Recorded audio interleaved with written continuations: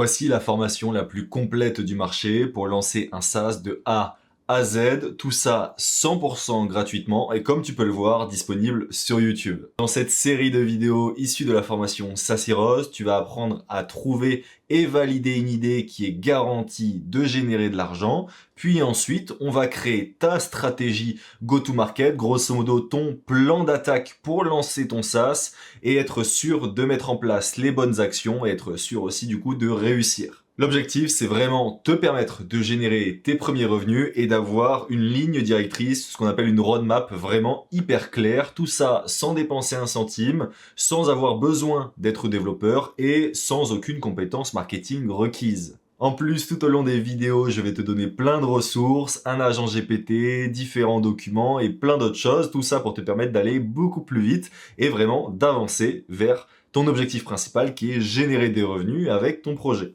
Je suis vraiment heureux de pouvoir t'offrir une formation aussi complète, totalement gratuitement sur YouTube. J'espère sincèrement qu'elle va pouvoir t'aider à lancer un SaaS et faire tes premiers revenus pour que tu comprennes enfin que c'est totalement possible.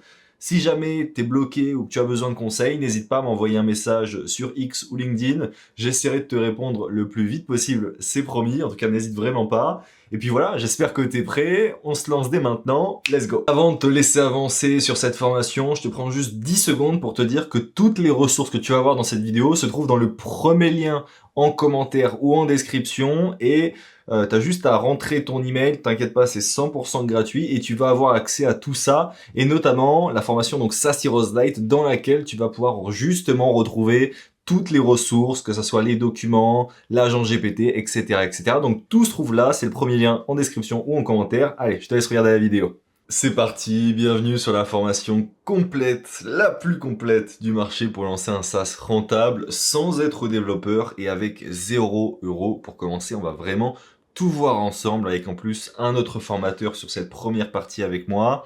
Au sommaire, tu vas voir les avantages à lancer un SaaS, comment trouver une idée de SaaS et surtout la valider, la théorie de la stratégie go-to-market qui est le point essentiel pour réussir et que la plupart des gens négligent. On va voir également la théorie sur les hypothèses et les inconnus qui sont deux points qui sont quasiment méconnus de tout le monde, même inconnus en fait de tout le monde, petit jeu de mots, mais qui sont vraiment primordiales pour réussir. C'est ce qui fait en fait la différence entre un SaaS qui ne fait pas d'argent et un SaaS qui fait de l'argent, tout simplement.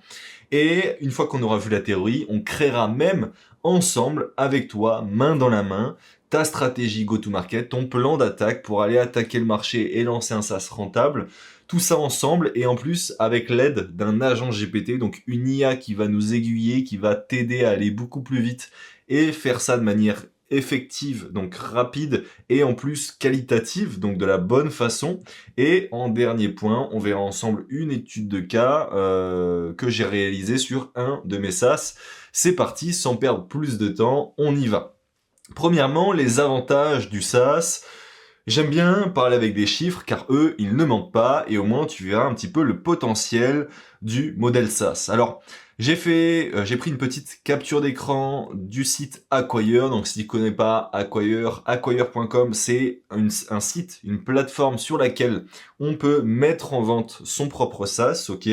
Et ici, en fait, tu as les multiples qui vont définir le prix de rachat. Pour être un peu plus précis, en fait, à moins de 100 000 € de revenus annuels, donc revenus annuels, c'est ce qu'on va appeler ARR, ok, ARR, ça veut dire Annual Recurring Revenue, donc en dessous de 100 000 € de revenus par mois avec ton SaaS, quand tu vas le revendre avec un multiplicateur de x 4,11.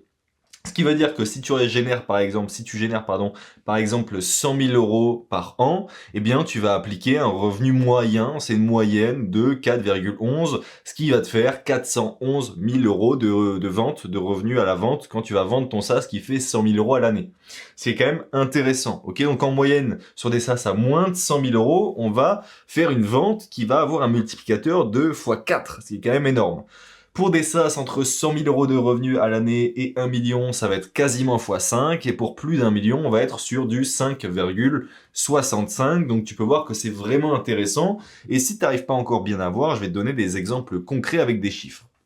Si aujourd'hui, tu arrives à créer un SaaS qui fait 500 € par mois, qui est honnêtement quelque chose de très accessible. Parce que contrairement à ce qu'on a l'habitude d'entendre et de nous dire, le modèle SaaS n'est pas compliqué. C'est pas dur de lancer un SaaS qui fait de l'argent. Quand tu as la bonne stratégie d'acquisition, la bonne idée, quand tout s'aligne, en fait, c'est très simple de faire de l'argent avec un SaaS. Ce qui est très compliqué, par contre, et ça, je l'accorde à tous ceux qui disent que le SaaS est compliqué, c'est de faire beaucoup d'argent. Parce qu'on nous fait croire que on va lancer un SaaS et que ça va faire des centaines de milliers d'euros, des dizaines de milliers d'euros par mois. Non, ça, c'est la partie compliquée. Effectivement, c'est dur de générer énormément d'argent avec un SaaS. Ça demande beaucoup de compétences, d'expertise et d'essai aussi, ok, d'être là-dedans depuis un petit moment.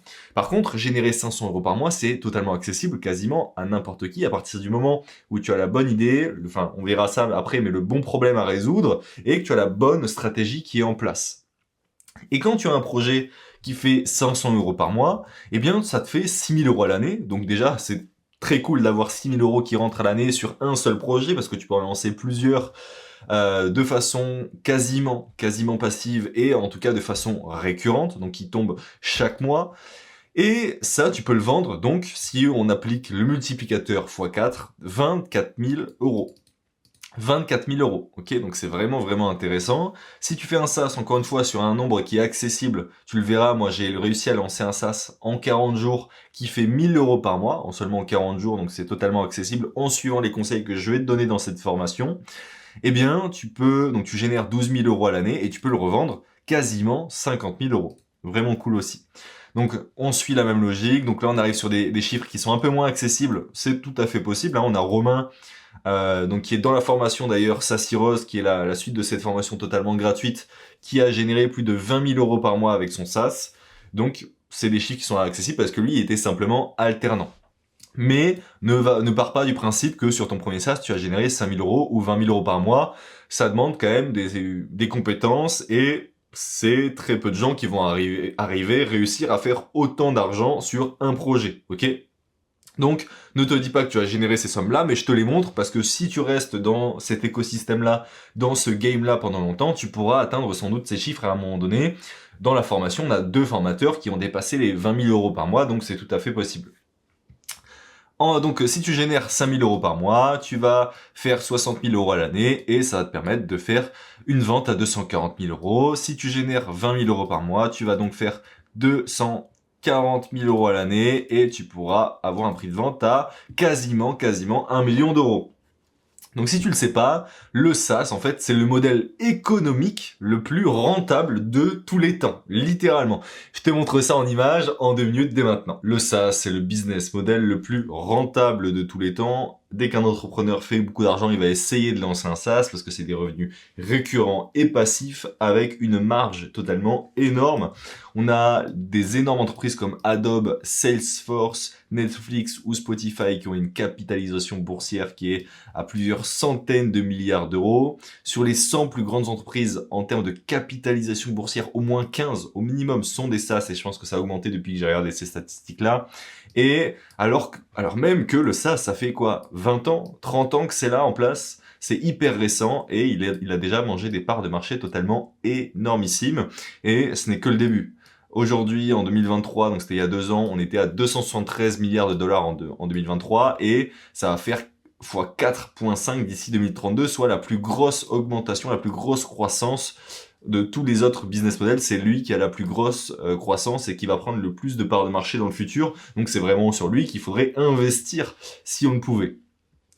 Je te donne des exemples de formateurs qui font partie de la formation Sassiros, qui ont réussi à lancer des SaaS vraiment énormes, avec de très bons résultats. On a Eric Gabrielli qui a lancé Instant Flow à plus de 25 000, un SaaS à plus de 25 000 € par mois, ou Romain Cerezo en étant simple alternant qui a lancé Sandshort, un SaaS à plus de 25 000 € par mois également, sachant que Eric Gabrielli, lui n'est même pas développeur, d'accord, il s'est pas développé, etc.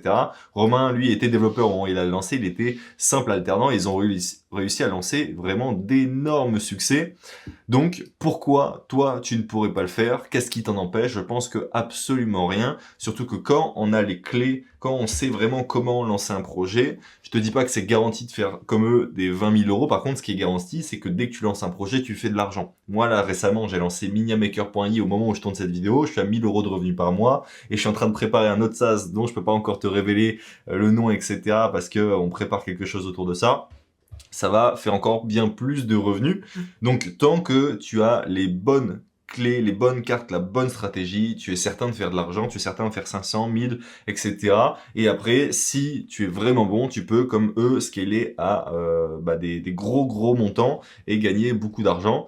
Donc, voilà, c'était pour t'expliquer un petit peu pourquoi tu dois lancer un SaaS, pourquoi le modèle SaaS est hyper intéressant. En plus, c'est le modèle le plus marrant à lancer, c'est vraiment c'est l'entrepreneuriat à son essence même. Moi, je kiffe trop lancer des SaaS, donc je t'invite à nous rejoindre dans ce game-là et à lancer des SaaS avec nous. Let's go. Le plus fou là-dedans, c'est que tu n'as pas besoin d'être développeur. Alors oui, évidemment, c'est un gros plus, ok, et tu as un avantage si tu es développeur, mais tu n'as pas besoin d'être développeur, on le verra dans la formation. Tu peux trouver un associé qui s'occupe de toute la partie technique, de toute la partie dev. Et moi, sur mes 2 derniers projets SaaS, donc miniamaker.i et LinkHub, eh bien, j'ai un associé technique. Alors que je suis moi-même développeur, j'ai décidé de prendre un associé qui prend une part et qui s'occupe de développer le projet.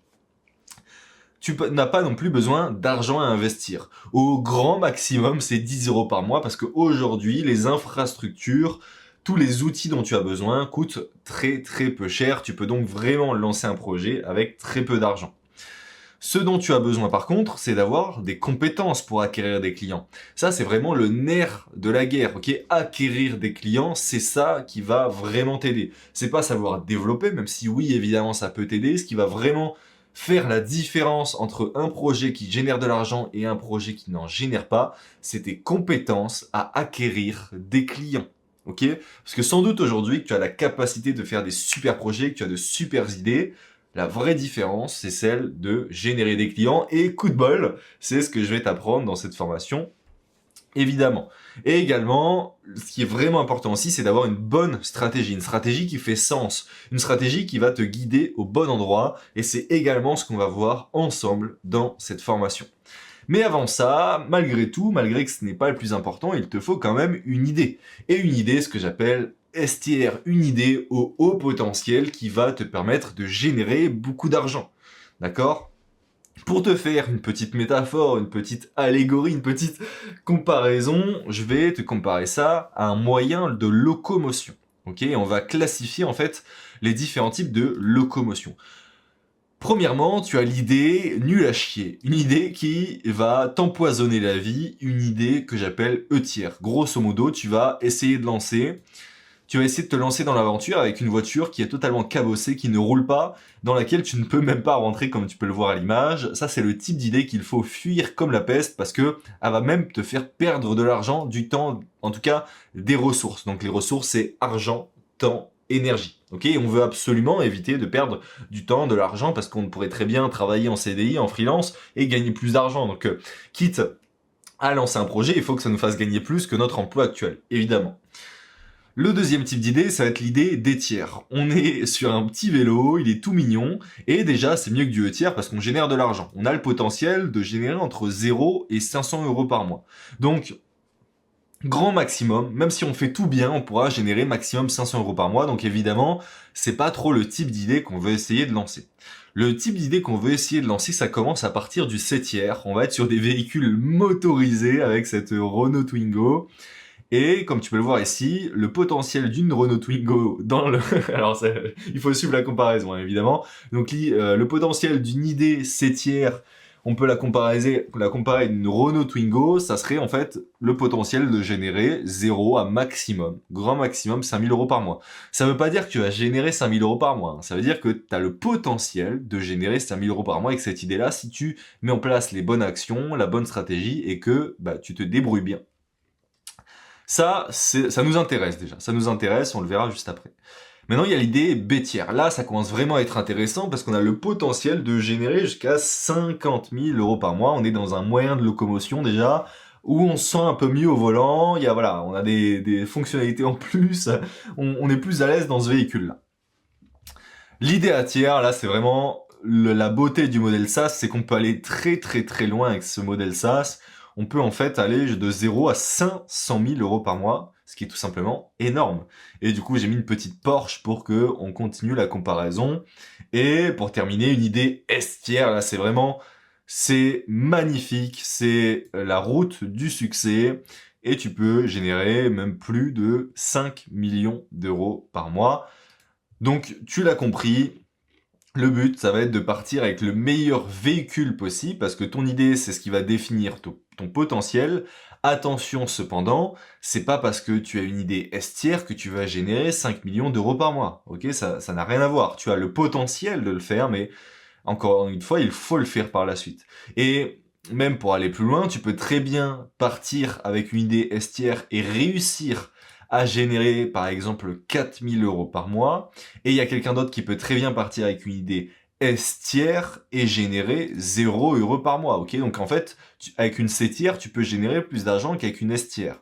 Donc fais bien attention, de partir avec la meilleure idée possible, c'est bien, c'est pas pour autant que tu vas générer le plus d'argent. Ça définit uniquement ton potentiel. Maintenant, pour t'expliquer ça, en fait, ton idée, si on devait la définir avec une équation mathématique, ça définit ton potentiel. Et le potentiel, il est défini par cette équation mathématique relativement compliquée qui est TAM fois RPU fois blabla. Mais nous, le truc, c'est qu'on veut pas lancer Netflix. Notre but, c'est pas de générer 5 millions d'euros par mois. Peut-être que c'est ton but. Dans ce cas-là, la formation Sassiros ne s'adresse pas forcément à toi. Nous, notre but, c'est de générer de l'argent, oui, beaucoup d'argent, oui, mais de faire les choses simplement. On n'a pas une équipe de 30 personnes qui chacun s'occupe d'un pôle, etc. On veut rester simple, on veut rester souvent même tout seul, aller avec un ou deux associés. Et donc pour ça, il faut simplifier les choses. Il faut qu'on arrive à comprendre les choses de manière simple et à utiliser des prismes, ok, des moyens de pensée qui sont vraiment simplifiés et qui vont nous permettre d'analyser les situations de manière rapide. Parce que là, on l'a vu, ça devient compliqué, ok? Mais nous, on n'a pas besoin forcément d'un S-tiers, on peut se contenter d'un S-tiers au minimum. Pour ça, on va donc simplifier l'équation du potentiel on va la simplifier à ses principes premiers qui sont taille du marché fois valeur client.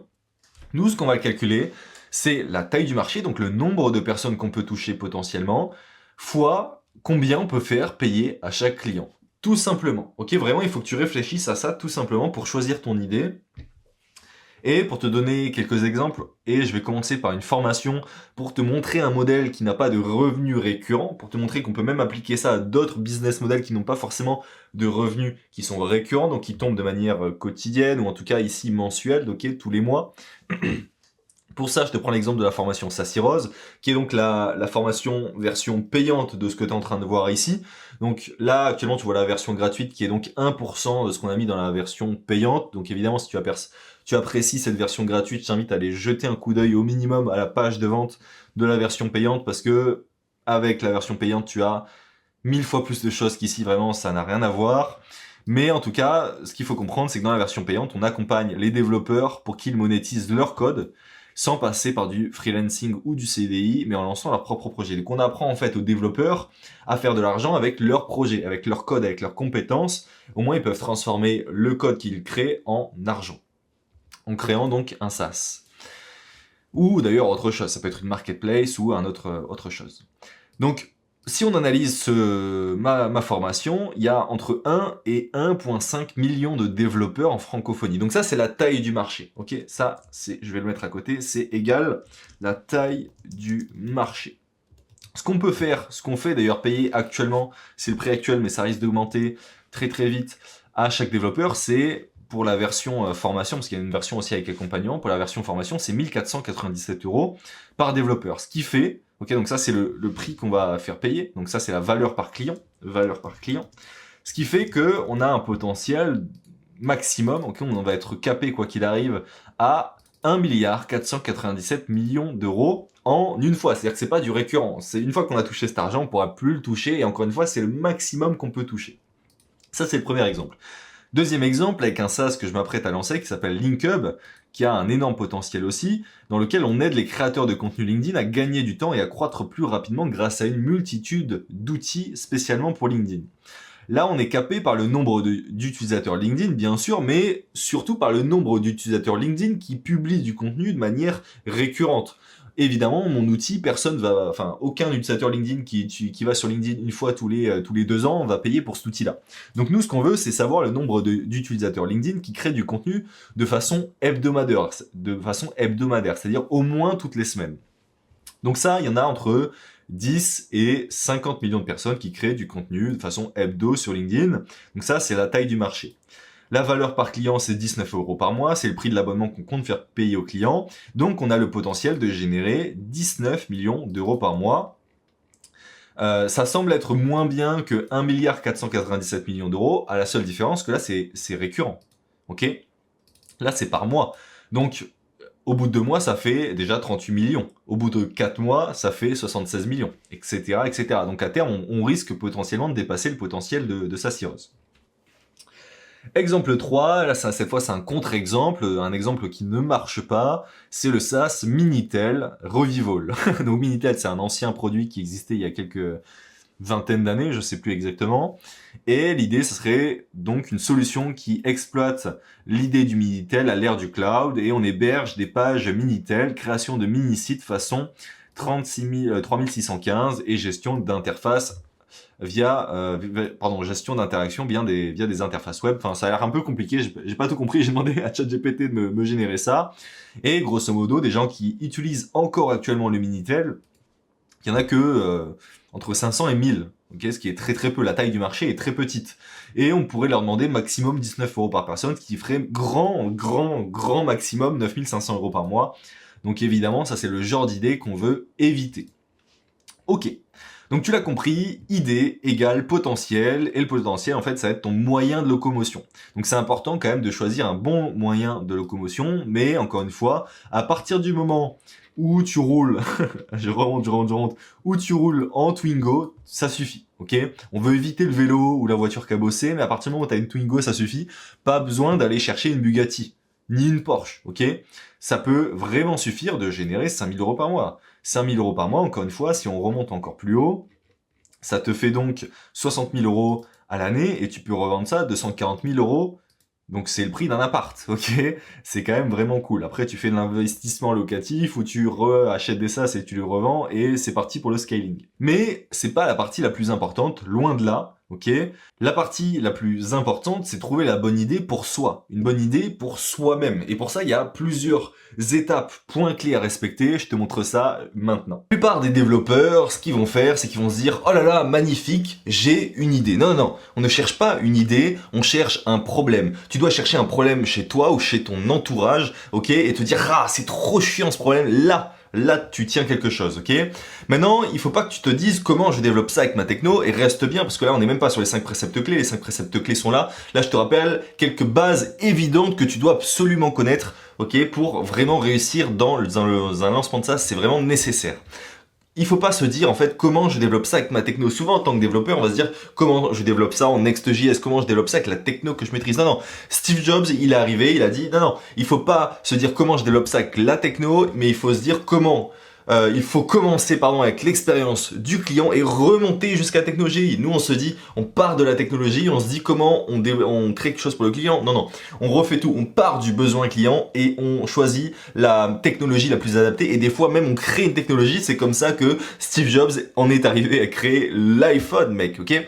Donc, ça, c'est pour la technologie. Mais ça s'applique également la même chose pour le choix du business model. Il faut pas se dire comment je lance un SaaS. Déjà, ça c'est une fausse question. On se demande pas comment on lance un SaaS, on se demande comment on lance un business. Et après, il faut choisir le business model le plus adapté au problème du client. Le client a un problème, quel est le business model le plus adapté ? Ok ? C'est exactement ce que je te dis ici, comment je vais répondre au problème le plus efficacement possible. Donc on lance pas forcément un SaaS en fait, ça dépend. On lance le business model le plus adapté. Et le business model le plus adapté, ça peut être, ok, très bien, ça peut être une agence, ça peut être une agence productisée, ça peut être un SaaS, oui ça peut, mais ça peut être aussi un infoproduit, de la formation, ça peut être de l'affiliation, etc., etc., etc. Il faut vraiment choisir le business model le plus adapté. Pour te dire à quel point il faut pas forcément lancer un SaaS, il faut vraiment choisir le business model le plus adapté, je répète, mais c'est important. Moi j'ai une série sur ma chaîne YouTube qui s'appelle SaaS in Public, et devine quoi, dans cette série de vidéos, je ne lance pas un SaaS, je lance une agence productisée, ok?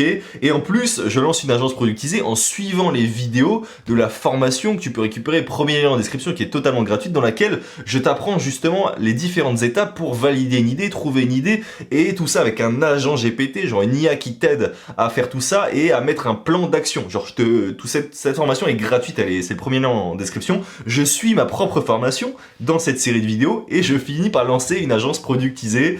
C'est quand même assez marrant, assez cocasse. Et c'est vraiment pour te montrer qu'on lance pas un SaaS en fait. Hein. Donc, comment trouver une idée de SaaS rentable? Tu l'as compris, ça dégage. On se demande comment trouver une idée, non pas une idée, mais un problème douloureux. Et là, on va voir ensemble, ça y est, les 5 préceptes clés. Et je t'offre un petit cadeau en plus en premier lien en description, à côté, sur le même la communauté sur laquelle tu pourras aussi retrouver la formation dont je t'ai parlé. Tu obtiendras un Google Sheet totalement offert pour classer tes idées avec des petits codes couleurs et de moyenne, et ça te permet vraiment d'avoir un premier filtre. Et en plus, de toute façon, par la suite dans cette formation, je t'apprends à valider, à créer un plan d'action, etc., etc. Va le récupérer, c'est le premier lien en description. Maintenant, première méthode, ok, premier précepte pour trouver une idée gagnante, c'est résoudre son propre problème. Il n'y a rien de plus puissant que résoudre son propre problème. C'est la méthode vraiment la plus facile parce que tu connais très bien le problème, tu connais très bien les besoins, tu connais très bien où tu traînes sur les réseaux, donc tu sais très bien où tu vas pouvoir toucher d'autres clients comme toi. Et tu seras ton premier client. Donc tout est aligné en fait. Là, c'est vraiment un alignement total et il n'y a rien de mieux, tu le sais bien, pour trouver un problème à résoudre. Deuxième méthode, maintenant deuxième précepte clé que tu peux respecter, c'est la zone d'influence. C'est la technique de la zone d'influence. Moi, c'est la technique que je préfère parce que c'est selon moi celle qui permet d'avoir le plus large panel de possibilités en termes de problèmes, parce que là, tu es quand même assez limité, et le plus haut pourcentage de chances de réussite. En fait, ce qu'il faut faire, c'est demander à ses collègues, demander à ses amis, demander à sa famille, demander à toutes les personnes dans son cercle d'influence, sa zone d'influence, bonjour, est-ce que vous avez un problème que je peux vous aider à résoudre? Grosso modo, c'est ça, il faut pas le demander comme ça, mais grosso modo, c'est ça. Tu peux envoyer un formulaire, tu peux envoyer plein de choses, de toute façon, on te montre toutes les méthodes dans la formation totalement gratuite. Et ça permet vraiment d'être sûr d'avoir des premiers clients. Quand tu vas lancer ton idée, tu auras des gens qui t'auront déjà dit, bah ouais, on a ce problème-là, on est clairement client, ok? Par contre, attention, si tu sors de cette zone d'influence, peu importe le business que tu lances, tu rentres dans une zone à risque élevé, une zone où ça va être beaucoup plus dur et difficile de réussir car tu connaîtras beaucoup moins le monde, ok? C'est comme si tu étais dans un jeu vidéo et tu allais dans une zone de la map que tu ne connaissais pas, évidemment, ça va être beaucoup plus dur pour toi de gagner.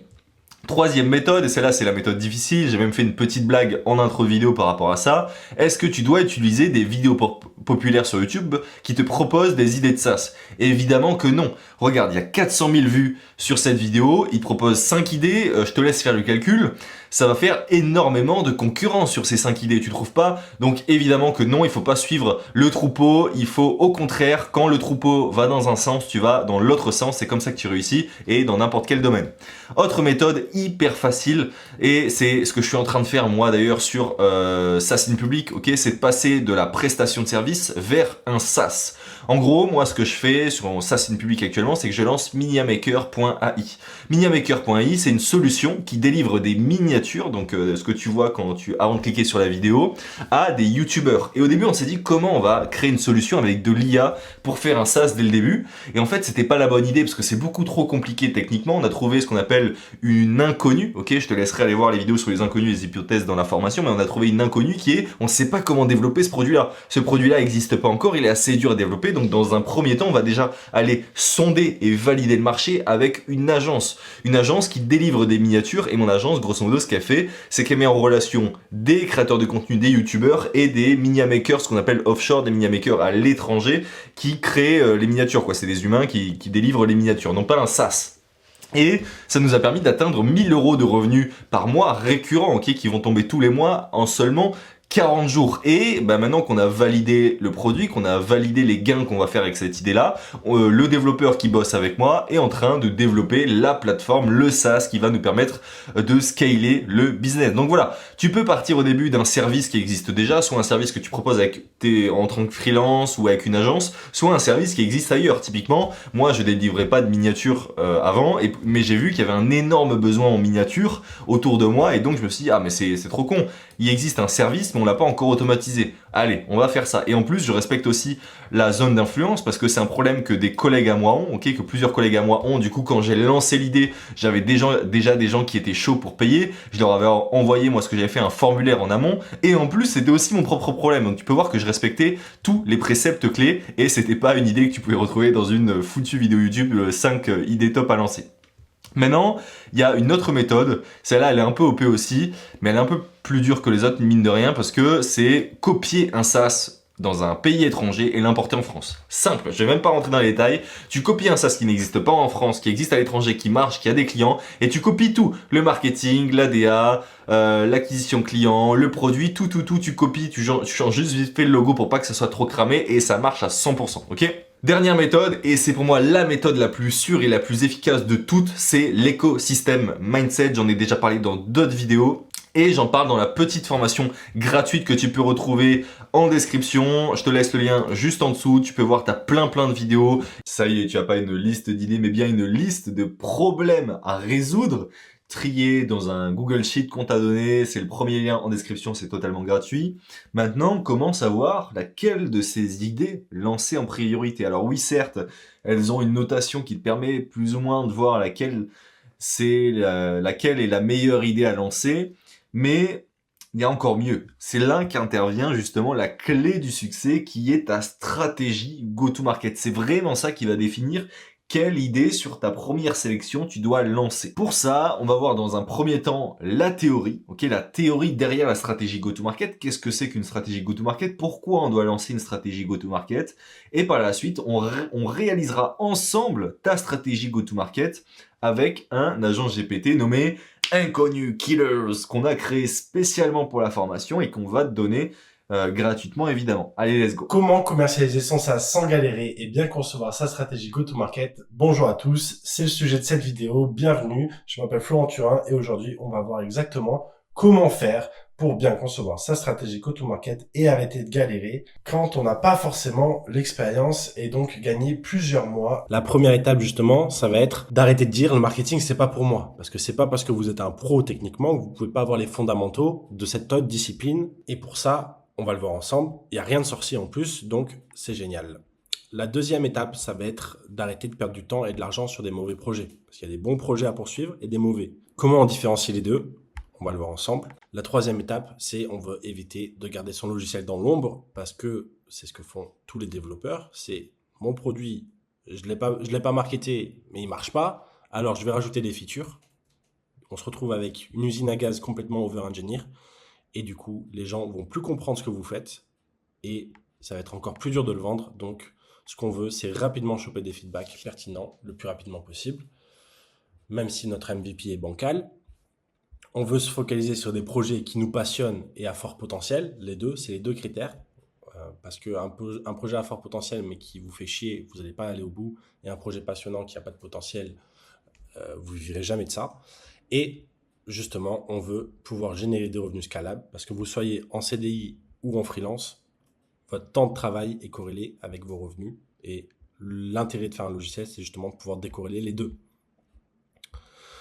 Donc en général, quand on est développeur, on se dit « Ok, je développe mon logiciel, je lance la stratégie, ensuite je mets en place l'opérationnel, je me confronte au marché et tadam, on a réussi le lancement. » Sauf que dans les faits, ça ne marche pas comme ça. C'est comme si tu étais dans la rue, tu étais aveugle et on te demandait de t'orienter vers le bon shop. Tu vois, t'as pas les détails de la rue, comment tu veux savoir où tu veux amener ton utilisateur. Là, c'est la même chose. Si tu es complètement déconnecté du marché, tu as 0% de chance de réussir ton produit. C'est pour ça que la bonne méthode, celle qu'on va apprendre, c'est les fondamentaux. Les fondamentaux, c'est quoi en business? Un business, c'est deux choses. C'est je vends une solution et je construis la solution. C'est juste ces deux choses-là. Et c'est ces deux choses-là qu'on va faire en permanence, dans la même proportion, en simultané, main dans la main. Typiquement, je passe 1 heure à construire, je passe 1 heure à vendre le lendemain, c'est tout. En le faisant simultanément, on s'assure de ne pas être déconnecté de la réalité du marché et des besoins du client. Ça, c'est en théorie. Dans les faits, en vrai, vous voulez quand même faire des sessions focus. Donc, si vous passez 1 mois à build, par contre, vous passez 1 mois à vendre. D'accord? On va peut-être pas découper en heures, mais que ce soit en semaine ou en mois, ces espèces de sprints, il faut se faire un sprint build, un sprint marketing. Donc, pour réussir son lancement, moi, j'ai une méthode en 3 étapes qui est assez simple. La première, ça va être la mise en place. On va s'assurer d'être solide sur les appuis. Ensuite, on va valider qu'on est bien solide sur les appuis et qu'on se dirige dans la bonne direction. Et ensuite, on va envoyer du pâté avec l'acquisition, qui est l'étape primordiale parce qu'elle va résoudre 80% de vos problèmes. Donc, voilà, on va se concentrer là-dessus. Première phase du coup, phase de mise en place. On part de ton idée et dans ton idée, on doit récupérer le plus de data possible parce que c'est ce qui va nous permettre de vérifier cette idée et de s'assurer qu'on part dans la bonne direction. Pour ça, on va commencer. Il y a 2 types d'infos que tu dois récupérer. Il y a des infos internes, donc tes motivations, objectifs, attentes. Parce que typiquement, dans un combat par exemple, celui qui gagne, c'est celui qui a le plus envie, d'accord? Celui qui a le plus de conviction. Et bien là, c'est pareil, on doit se forger des convictions. Et pour ça, il faut déjà qu'on soit sûr de nos motivations, que ça soit aligné avec nos objectifs et nos attentes. Si votre rêve, c'est de créer une licorne et vous lancez un petit produit sur un petit marché, ben, vous n'allez pas être aligné et donc vous allez avoir moins de conviction sur l'idée. Donc, hyper important de vous le sonder en interne, vous savoir vraiment de comprendre ses motivations, pourquoi vous le faites, est-ce que vraiment vous êtes la bonne personne pour le faire. Ça, c'est le premier type d'information. Deuxième type d'information, c'est les infos externes, les infos de marché. C'est savoir, est-ce que j'ai de la compétition? Qui sont mes compétiteurs? Est-ce qu'ils sont assez nombreux? Qu'est-ce qu'ils font exactement? Qu'est-ce que je peux faire mieux qu'eux? C'est vraiment ces questions-là essentielles qu'il faut se poser. Si vous n'avez pas assez de compétition, c'est pas bon signe, je vous le dis. Si vous avez personne qui fait la même chose que vous, c'est vraiment pas bon signe. Je l'ai fait pendant 2 ans, j'ai suivi une idée où j'avais pas de compétiteurs et ça s'est mal fini. D'un autre côté, si vous avez trop de compétition, c'est plutôt bon signe. Ça paraît contre-intuitif, mais c'est plutôt bon signe parce que ça veut dire qu'il y a des gens qui sont prêts à acheter pour ça. Il y a un vrai marché. Par contre, il va falloir arriver et vous différencier si le marché il est vraiment trop touffu, on va dire. Pour ça, j'ai un petit outil génial qui s'appelle Contenders.ai. C'est mon outil à moi, donc je suis biaisé évidemment. Mais honnêtement, même sur la version gratuite, vous allez pouvoir récupérer la liste de tous vos compétiteurs et ça va vous faire gagner des semaines de recherche. C'est pour ça que j'ai créé cet outil. C'est pour aider justement les gens que j'accompagne. Et voilà, la version payante, vous allez avoir un petit rapport supplémentaire. Mais déjà, si vous récupérez toute la liste des compétiteurs, c'est déjà assez fou parce que vous allez pouvoir faire une vraie étude de marché quelque part et avoir des informations sur qui fait quoi et qu'est-ce que je peux faire mieux qu'eux. Pourquoi c'est important d'avoir cette liste de compétiteurs? Parce que ce qu'on veut récupérer, c'est les inconnus. On veut savoir ce qu'on ne sait pas. D'accord? Entre le succès interdimensionnel et votre produit, il y a un mur, c'est des inconnus. C'est qui sont mes utilisateurs, où est-ce que je peux les trouver, qu'est-ce qu'ils sont prêts à payer, est-ce que ça a assez de valeur pour eux, quelle est la meilleure feature pour eux, etc., etc. Les inconnus, c'est ce qui vous empêche d'être millionnaire. Pour résoudre ces problèmes d'inconnus, une fois qu'on a commencé à les lister, on va les transformer en hypothèses. D'accord? Quand vous allez chez le docteur, parce que vous toussez, le docteur, il ne sait pas si vous avez un rhume ou si vous avez un cancer. Donc, il va adapter les tests et les questions qu'on vous pose en fonction de ces hypothèses-là. Si tu as un rhume, tu ne vas pas aller faire une radio. Donc, l'idée, ça va être de formuler les hypothèses de manière à ce qu'on puisse aller vérifier les inconnus le plus facilement possible. On veut éviter de se crever et justement tout miser sur son produit avec plein d'inconnus et lancer son produit comme ça. Parfois, une inconnue, pour aller la vérifier, il suffit juste de consommer du contenu ou de consommer chez la compétition. Parfois, il suffit juste d'aller parler à un pote. Parfois, les hypothèses, c'est extrêmement simple à aller chercher. Parfois, vous n'avez pas le choix, il va falloir créer et sortir votre produit. D'accord?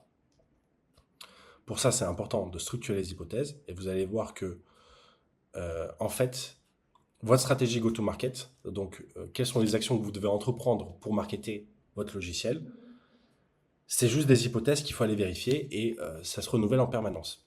En l'occurrence, la stratégie go-to-market, c'est juste 3 choses et c'est les fondamentaux du marketing. Essayez de retenir que ça si vous devez retenir une chose de cette vidéo. C'est qui est ma cible, qu'est-ce que je lui vends, donc la proposition de valeur, et où est-ce que je le trouve. Si vous avez déjà des réponses à ces 3 questions, déjà, vous êtes plus avancé que 90% des autres devs. Il y a une quatrième question qui est combien ils sont prêts à payer, mais ça, au pire, c'est un détail. Et le comment, c'est le véhicule, c'est votre produit, justement. Donc, le comment, c'est les hypothèses autour de votre produit. Et ça, vous allez y répondre en justement vous confrontant au marché et en passant à l'étape 2, qui est l'étape validation. Mais avant ça, juste un petit rappel encore une fois, parce que c'est le plus important. Vous voyez ça vraiment comme une cible. Ok, le cœur de cible, c'est votre public. Essayez d'être le plus niché possible. Ensuite, la proposition de valeur, c'est qu'est-ce que je vais leur proposer exactement. Essayez de remonter à la source. En l'occurrence, vous ne faites pas un produit de productivité. Non, vous faites un produit qui va faire gagner du temps et de l'argent à vos utilisateurs. Donc en général, la proposition de valeur, c'est ça. C'est est-ce que je te fais gagner du temps ou est-ce que je te fais gagner de l'argent. Si c'est aucun de ces deux trucs, c'est pas bon signe et peut-être que vous ne résolvez pas un problème qui est assez douloureux. Et le dernier, du coup, pan de cette cible, c'est le canal de vente.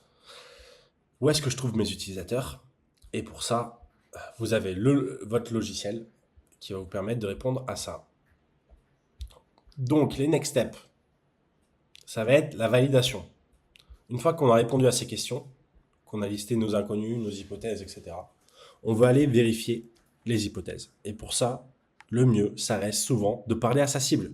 Parce que parler à son audience, déjà, c'est une des hypothèses en général, c'est qui est ma cible idéale. Et ensuite, ça va être... je suis désolé, il commence à pleuvoir. Je suis dans le noir total. Je vais aller allumer ça. Donc, on doit vérifier sa cible. Parce que c'est une des hypothèses principales. Pour ça, on doit parler à son audience. Et là-dessus, j'ai deux ressources à vous partager. Le premier, c'est le réseau. Vous sous-cotez votre réseau, vous dites, je suis un logiciel, donc je vais me mettre en ligne et les gens, ils vont venir l'acheter. Alors que dans les faits, c'est pas du tout comme ça. Donc déjà, la première étape, c'est parler à son réseau et demander des intros. En vrai, on s'en fout que vous demandiez à votre daron ou votre daronne ou à votre petit frère, et tu penses quoi de mon logiciel? Ça, c'est la pire approche, d'accord? Ce que vous voulez, c'est, ok, je fais un produit pour les avocats. Maintenant, je vais demander à tout mon réseau, donc les potes, la famille, vous demandez, est-ce que vous avez un avocat? Est-ce que vous avez déjà fait affaire à un avocat? Est-ce que tu peux me passer son contact, s'il te plaît? C'est aussi simple que ça. Ce que tu vas faire, c'est varier le message en fonction de ton degré d'affinité avec cette personne. Donc, si c'est vraiment ton cercle d'amis proche, tu peux y aller et demander tout ce que tu veux. Tu vois, tu peux même demander plusieurs adresses d'avocats. Si tu connais pas trop, dans l'idée, faut être plus subtil que ça, mais demande toujours qui tu connais et pas est-ce que tu connais. Parce que est-ce que tu connais, la réponse la plus simple, ça va être ouais, non, non. Tu vois. Alors que qui tu connais, ils vont vraiment faire l'effort mental. Donc ça, première étape, mon réseau, c'est la base. C'est si tu arrives à passer par ton réseau. Et c'est pour ça que si tu as des skin in the game dans une industrie, ça va être beaucoup plus simple pour toi d'attaquer cette industrie parce que tu as déjà ton réseau qui va te permettre de connecter avec plein d'acteurs du marché. Alors que si c'est un truc que tu connais pas du tout, ça peut être plus compliqué. C'est pas une fatalité, mais ça peut être plus compliqué et tu n'auras pas un avantage compétitif là-dessus. Donc, demande bien à ton réseau qui tu connais pour te mettre en relation avec ta cible. Une fois que c'est fait, il faut que tu fasses The Mom Test. The Mom Test, c'est un livre qui te permet, qui recense en fait les meilleures questions à poser pour justement ne pas biaiser son interlocuteur. Donc, le plus important, ça va être de ne pas pitcher son idée. Ouais, j'ai cette idée de logiciel qui va être génial, trop cool, etc. Non. Ça, c'est juste pour booster ton ego. Ce que tu dois faire, c'est poser des questions où on ne peut pas te mentir, qui ne peuvent pas être biaisées. Typiquement, c'est quand la dernière fois que tu as eu ce problème?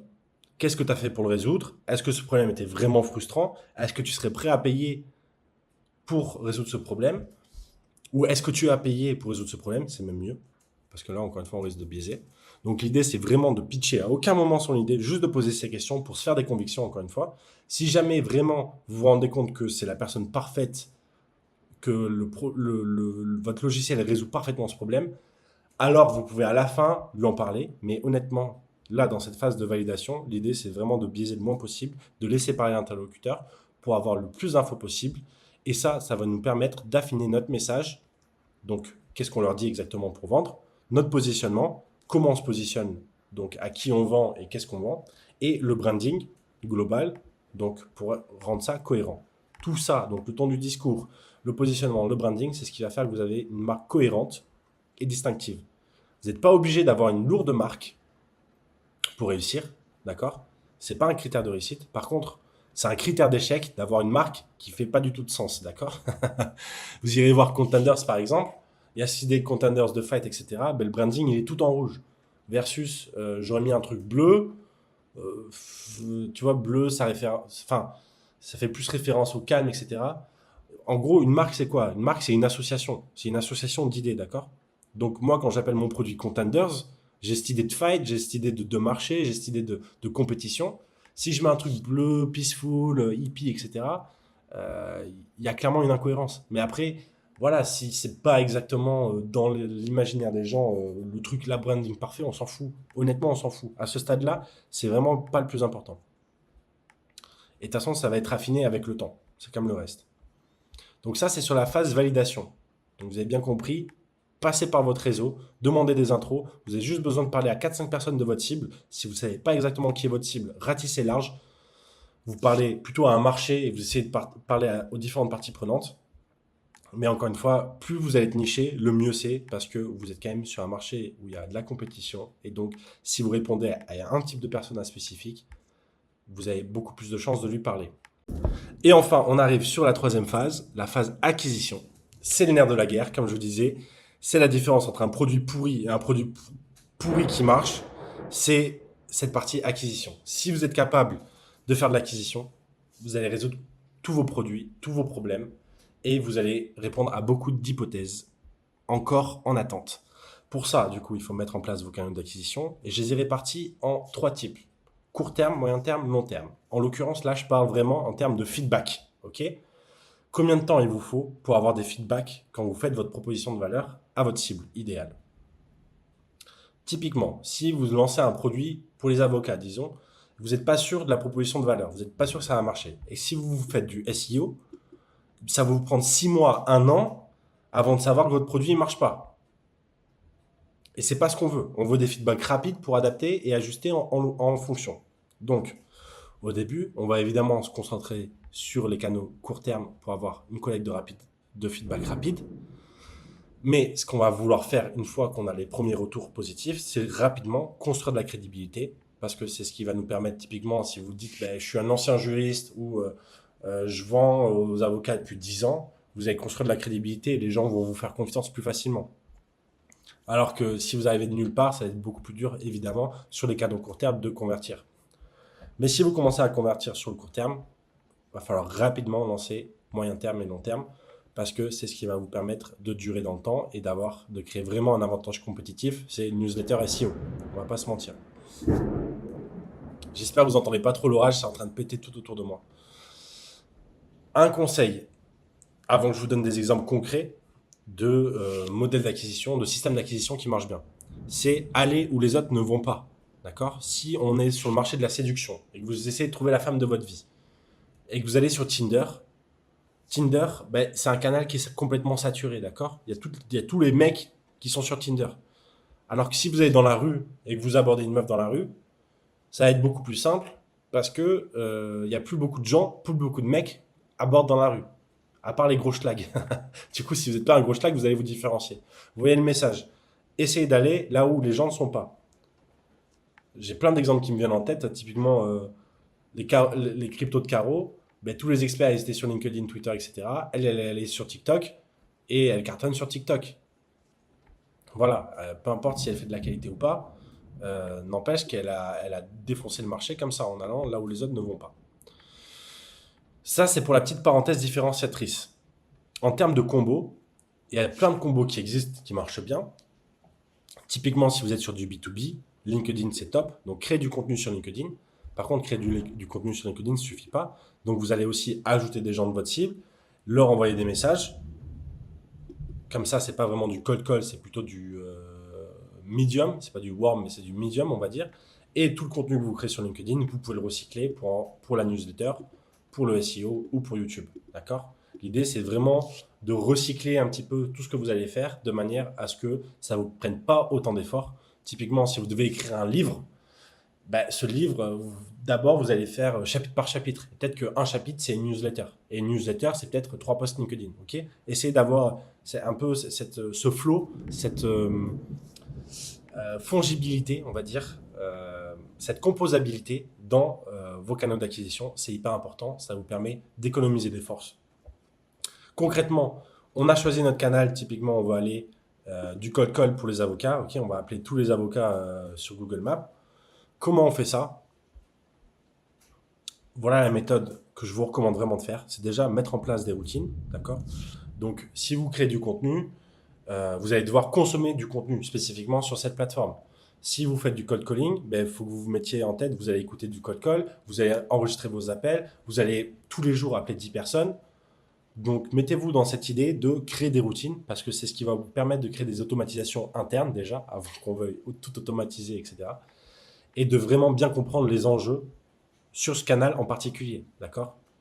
Si c'est du cold call, ça ne va pas être les mêmes enjeux que si vous faites du contenu, d'accord? Ensuite, une fois qu'on a pris l'habitude de créer, de consommer sur ce canal spécifiquement, ce que vous allez faire, c'est de l'A/B testing. Vous allez devoir A/B tester en permanence parce que vous pouvez demander les avis de tous les pros de la Terre.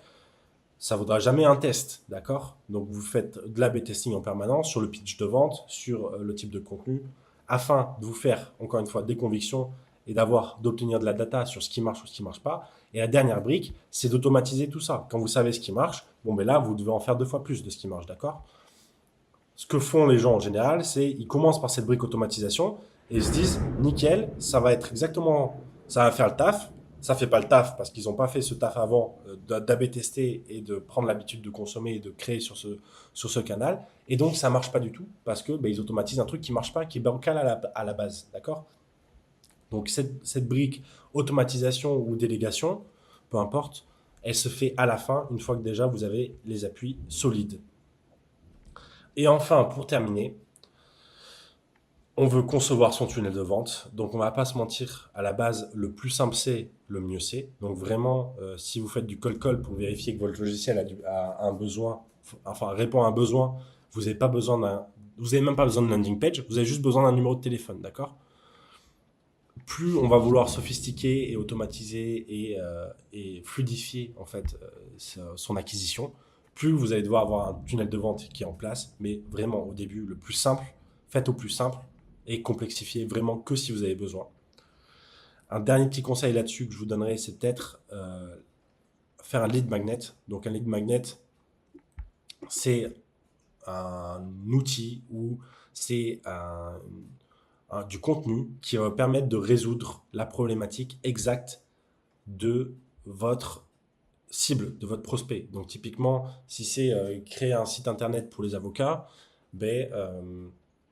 ça va être le lead magnet, ça va être 3 templates ou les best practices pour les avocats en ligne.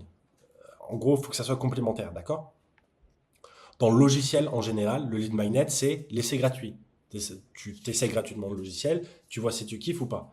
Et on reste focalisé là-dessus dans le logiciel, alors que justement, un petit hack qui est sous-coté, je pense, ça va être créer d'autres types de lead magnets pour les logiciels. Typiquement, un guide complet, un e-book, une vidéo hyper qualitative, comme je suis en train de faire justement pour Contenders, ça peut vraiment permettre de débloquer et d'accélérer votre croissance et votre acquisition. Parce que c'est un peu la base en marketing, c'est les gens, ils te jugent uniquement sur ce que tu donnes gratuitement, d'accord?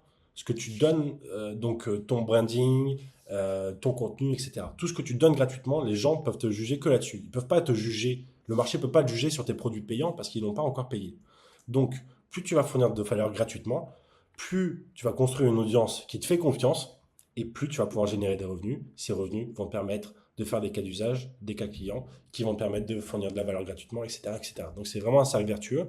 Et donc, prenez l'habitude de donner le maximum de valeur en amont pour avoir la confiance et ce sentiment de réciprocité auprès de ton audience. Voilà. Tu l'as compris, ta stratégie go-to-market, c'est vraiment ta stratégie pour réussir, ton plan d'action, des étapes que tu dois réaliser pour réussir à faire de l'argent et éviter de te disperser, éviter de faire des erreurs grossières, ok?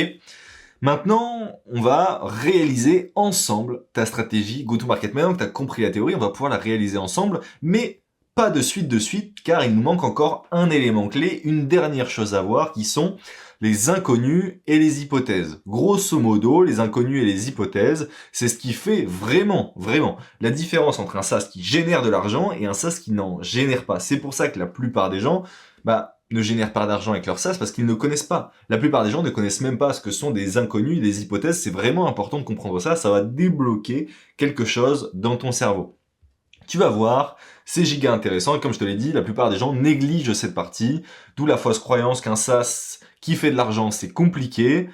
Promis, t'en fais pas, juste après cette vidéo, on commence à bosser sur ta stratégie go-to-market ensemble, main dans la main, tout ça avec un exemple concret de SaaS que je vais moi-même lancer et qui a un potentiel absolument énorme. Allez, c'est parti. Tu veux imprimer des billets avec ton SaaS? Pour ça, il n'y a qu'un seul élément sur lequel tout repose, tes inconnus. Moins tu en as, plus tu as de chances de réussir. Ton but, c'est d'en faire sauter le plus possible avec un maximum d'objectivité. Et ça va être tout le thème de cette vidéo. Trouver les inconnus, les transformer en hypothèses et aller vérifier ces hypothèses. C'est la seule partie un peu théorique de l'entrepreneuriat. Donc, c'est peut être chiant pour certaines personnes, mais je vais essayer de le rendre cool et intéressant parce que c'est tellement essentiel vu que ça shape à la fois le marketing et le produit et que les deux sont liés et que c'est vraiment un énorme facteur de succès. Donc, je vais te présenter ma méthode pour maximiser tes chances de succès et minimiser tes risques d'échec. Et reste bien jusqu'à la fin parce que je vais te présenter aussi quelques petites surprises que j'ai pour toi et qui vont t'aider dans cette quête. Sans plus tarder, on va répondre à la question, c'est qui le gros bâtard qui t'empêche d'être millionnaire? Tout simplement, c'est l'inconnu. Ok? Quand on arrive à comprendre ça, on a tout compris dans le go-to-market et dans l'entrepreneuriat. Parce que si tu sais tout de ton marché, ce que veulent tes clients, où trouver tes prestataires, où les trouver, etc., tu as tout ce qu'il faut en fait pour tout réussir. Donc pour réussir son lancement, c'est un peu un cycle. Je vais vous montrer comment faire. On va identifier les inconnus. On va exécuter la stratégie go-to-market qui va aller chercher à répondre à ces inconnus. On va valider ou pas les hypothèses et identifier des nouvelles inconnues. C'est un cycle permanent. Plus on avance dans le business, plus il y a des nouvelles inconnues qui vont être beaucoup plus précises et plus on doit savoir prendre des risques et aller les vérifier. Donc, le processus, concrètement, c'est quoi? C'est on identifie les inconnus, on les convertit en hypothèses, on valide les hypothèses et on identifie des nouvelles inconnues. Pourquoi c'est important? Comme je vous le disais, parce que ça va toucher le développement du produit et la stratégie marketing. Et donc, c'est vraiment un facteur clé de succès. Avant qu'on rentre vraiment dans les bases des bases, je vais illustrer ça avec un petit point qui est Netflix. Parce que dans les inconnus, en fait, il faut comprendre les différents types d'inconnus, ok? T'as une idée de produit, donc t'as des certitudes, je suis là, putain, ce produit, il pourrait trop bien marcher, mais à côté de ces certitudes, t'as des incertitudes. Et elles sont de deux natures. T'as des inconnus connus et des inconnus inconnus, ok? L'inconnu connu, c'est des inconnus qui ont un impact qui est gérable, qui sont identifiables, qu'on va pouvoir identifier facilement et aller vérifier. Les inconnus inconnus, c'est des éléments perturbateurs, imprévisibles, qui sont plutôt macro et qui font que c'est impossible d'avoir 100% de chance de réussir un business parce qu'il y a toujours des éléments macro qui nous en empêchent. Par contre, les éléments micro, ça c'est en notre possession et on va pouvoir en faire quelque chose. Typiquement, si on prend l'exemple de Netflix, avant d'être des boss du streaming, ils envoyaient juste des DVD par la poste et c'était déjà hyper disruptif. Mais eux, leur vision dès le début, c'était de tout passer sur Internet. Mais au début, ils avaient des problèmes d'ordre technique. C'est-à-dire, il y avait trois hypothèses principales, enfin trois inconnues. C'était est-ce que les gens allaient adopter Internet? Est-ce que les serveurs étaient capables de répondre aux besoins techniques d'une application comme Netflix? Et surtout, est-ce que les utilisateurs, les consommateurs allaient être prêts à regarder des films sur leurs ordinateurs versus sur la télé? C'était des grosses hypothèses à l'époque, des gros risques. Et là-dedans, du coup, il y a des inconnus connus qui sont, ok, si on lance un produit comme ça, full streaming, il faudrait que la vitesse d'Internet, donc les capacités techniques, elles suivent. Il faudrait que les coûts de licence, ils soient abordables pour que ça soit rentable pour nous. Et surtout, on va cannibaliser notre business sur les DVD à partir du moment où on lance ça. Donc, il faut être prêt à prendre ces risques. Ça, c'était les inconnus connus. Les inconnus inconnus de Netflix, ça a été l'émergence des smartphones qui a facilité l'adoption. Ça a été l'entrée des nouveaux concurrents technologiques en mode Disney et Prime qui viennent foutre un peu la merde. Et ça a été la pandémie qui a, encore une fois, accéléré l'usage d'une plateforme de streaming comme Netflix. Du coup, quel a été le plan de Netflix? D'abord, ça a été d'investir dans les infrastructures, parce que des grosses hypothèses, c'était autour des capacités des serveurs et d'Internet, etc. Donc, vraiment investir dans l'infrastructure. Ensuite, ils ont maintenu l'activité de DVD comme filet de sécurité en parallèle, et ils se sont permis du coup de tester le streaming sur un catalogue limité. Comme ça, ils ont limité les frais de licence, les coûts de licence, et ils ont pu tester, et comme ça, commencer à répondre et réduire l'incertitude. Donc, ils ont lancé ça, ils ont lancé le streaming gratuitement en parallèle pour les gens qui étaient abonnés. Ils ont récupéré des données de cette manière, ils ont pu tester les interfaces et ils ont pu analyser plus facilement la bande passante pour savoir, ok, est-ce qu'on est en capacité technique de répondre et d'aller vraiment full en mode streaming. Et du coup, c'est ce qu'ils ont fait. Ils ont fait comme ça et ça s'est hyper bien passé et la suite, on la connaît. Netflix, c'est une boîte qui vaut plusieurs milliards maintenant. Donc, c'était un petit exemple pour vous illustrer l'impact des inconnus connus et des inconnus inconnus et comment on peut faire un plan, une bonne stratégie go-to-market à partir de ces inconnus. D'accord? Donc, si on doit résumer, vous avez un logiciel à lancer. D'abord, vous listez les inconnus. Ensuite, vous allez les convertir en hypothèses. Vous allez les décomposer en sous-hypothèses qui sont plus faciles à les tester avec des MVT, Minimum Viable Test. Et on adapte la stratégie en fonction des résultats de ce minimum viable test. Ok. Si vous ne savez pas ce que c'est les inconnus, ça va être deux types de questions, les classiques. Hein. Quel est mon prix optimal? Où je me positionne? Où est-ce que je peux trouver ma cible? Quel est le bon segment de marché? Etc. etc. Donc tout ça, c'est des inconnus. On va rentrer plus en détail dedans. Vous inquiétez pas. Avant, je voudrais qu'on parle un petit peu stratégie go-to-market. Il y a un triptyque chez la stratégie go-to-market. Ça va être le public cible, qui je cible exactement. La proposition de valeur, donc c'est le message. Qu'est-ce que je lui dis? Qu'est-ce que je lui dis pour qu'il l'achète? Et qu'est-ce qui est bon pour lui? Quels sont les avantages uniques, etc. Et le lieu des prospects, où se trouve mon public cible et comment je vais pouvoir aller le chercher et l'atteindre. Donc ça, c'est 3 grosses théories, 3 grosses inconnues. Des macros inconnus, si vous voulez, dans votre plan. Et l'idée, ça va être d'aller explorer ça. Et comment on aborde justement sa stratégie go-to-market? Pour moi, c'est un truc tout bête, c'est explore and exploit. Ok? Il faut que tu aies des périodes où tu vas explorer ton marché pour essayer de répondre au maximum d'hypothèses, et d'autres où tu vas exploiter du coup la stratégie et l'adapter en fonction. Et c'est en permanence explore, exploit, explore, exploit. Plutôt simple. Ok, maintenant on va rentrer dans le vif du sujet et pour ça, on va prendre un exemple concret qui est, disons que je veux lancer un SaaS dans le B2B qui se base sur l'IA pour analyser des contrats. Voilà, assez basique et en même temps assez plausible, vous allez voir, ça peut vite être canon. Donc la deuxième étape, ça va être identifier les inconnus pour notre go-to-market. Ok, les inconnus, il y en a de 5 ordres. Il va y avoir les inconnus liés au marché, aux clients, aux produits, aux concurrents et à l'opérationnel. Les inconnus liés au marché, ça va être typiquement la taille du marché. Combien il y a de personnes qui pourraient avoir besoin de mon IA qui va analyser les contrats. Ok. La préparation du marché, est-ce que les gens sont prêts à accepter que l'IA fasse ça à leur place, ou que ce soit un logiciel ou quoi que ce soit. Ok, une autre inconnue. La saisonnalité, est-ce que en fonction, je sais pas, de la fin d'année, avant l'été, etc., il y a une saisonnalité sur l'utilisation? Ça, c'est une inconnue, mais elle est peut-être moins importante que les autres. Et les tendances réglementaires. Est-ce qu'il y a des tendances réglementaires? Par exemple, si on se dit ChatGPT va être banni des avocats, on a tout intérêt à construire notre solution sur du open source et sur du local. Comme ça, les gens qui utilisent cette solution, c'est en local, en propriétaire, et il n'y a pas de fuite de marché. Ok, l'inconnu sur les clients. C'est qui nos clients du coup? Est-ce qu'on va s'attaquer aux PME, aux grands groupes? C'est quoi leurs préoccupations?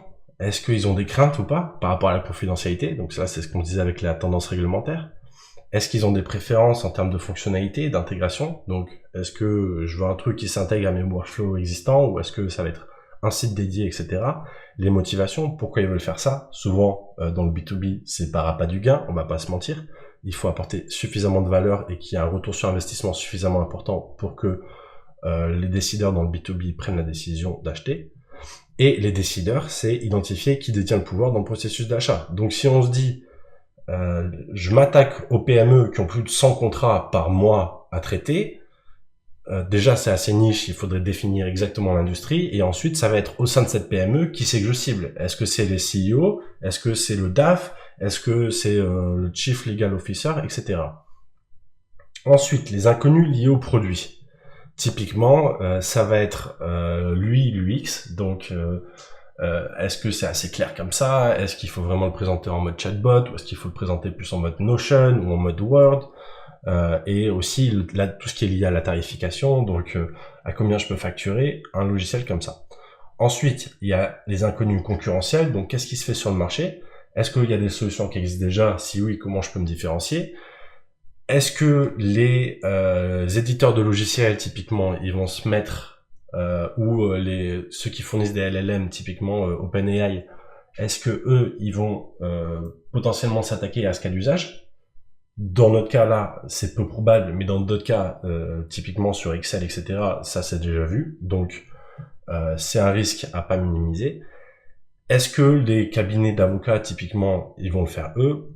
C'est peu probable, parce qu'ils n'ont pas les compétences, mais pourquoi pas. Donc tout ça, c'est le marché de la technologie juridique, et il y a plusieurs inconnus qu'on peut aller vérifier, ou qu'on peut aller s'inspirer, ou des hypothèses qu'on peut aller vérifier justement sur les autres inconnus par rapport aux concurrents. Donc ça, ce sera pour une prochaine vidéo. Et les inconnus opérationnels, du coup, ça va être le classique. Quel est mon coût d'acquisition? Combien ça va me coûter par client?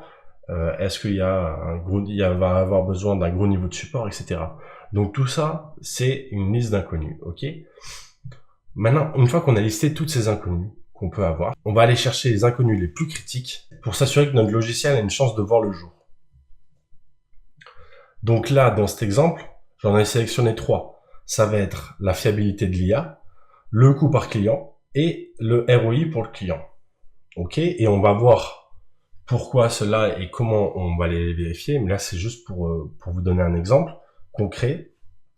Il y a des hypothèses. Toutes les hypothèses valent pas le coup, sont pas les plus prioritaires. Ok? Les inconnus liés au produit, typiquement, il y a les critiques qui font que, ok, est-ce que mon produit est viable ou pas? Et après, les moins critiques, ça va être, est-ce que l'UI est bonne? Typiquement, c'est moins important et surtout, ça va être validé dans un second temps. Parce que l'UI, l'UX, ça peut être itéré progressivement. La taille du marché, typiquement, c'est une grosse inconnue. Ok?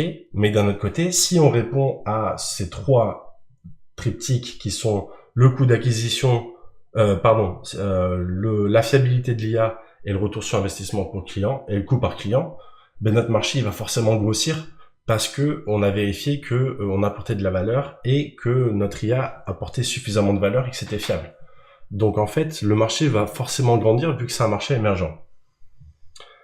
Donc tout ça pour vous dire, hyper important de déceler vraiment les inconnus critiques au succès, et ça je vais vous montrer exactement comment faire. D'abord, on va prendre un exemple de comment réussir à convertir ces inconnus en hypothèses et ces hypothèses en micro-hypothèses. Et ça, on va prendre 3 exemples, ces 3 exemples qu'on a là. Typiquement, la fiabilité de l'IA. Donc notre inconnu, c'est est-ce que l'IA est suffisamment fiable? Est-ce que notre produit va être suffisamment fiable pour répondre à un besoin? Ça, cet inconnu, on l'a converti en hypothèse. Donc là, vous avez un petit modèle ici. Nous croyons que pour machin qui a besoin de ça, notre solution va apporter ça comme bénéfice et nous saurons que c'est vrai quand on aura cette validation. Donc, l'hypothèse principale, notre IA peut détecter 99% des clauses critiques avec un taux d'erreur inférieur à 1%. On va le break it down pour le rendre plus digeste, comme dans n'importe quoi dans la vie, hein, on va pas se mentir, en sous-hypothèse testable. Donc, on passe de notre IA peut détecter 99% des clauses critiques à l'IA peut identifier correctement les changements de conditions contractuelles dans 9 cas sur 10. Les juristes valideront en moins de 5 minutes les suggestions de l'IA. Le taux de faux positif sera inférieur à 2% sur les clauses de responsabilité et la précision reste stable même sur des contrats de plus de 50 pages.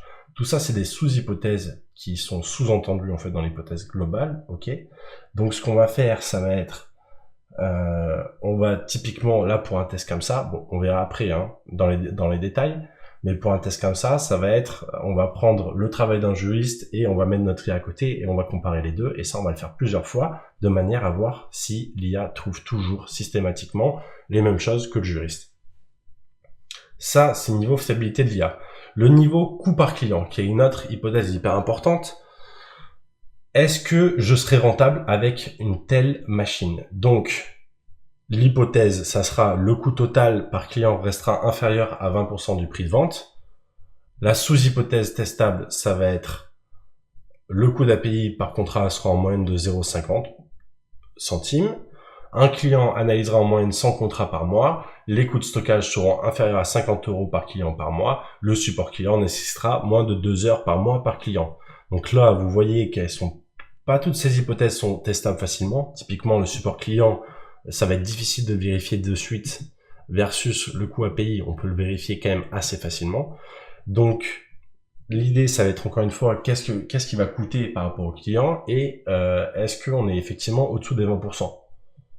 C'est complètement subjectif, hein, les 20%, mais ça donne un bon indicateur et effectivement, l'idée, c'est que si on peut être à 80% rentable, en tout cas, rien qu'au niveau du coût par client, c'est hyper intéressant.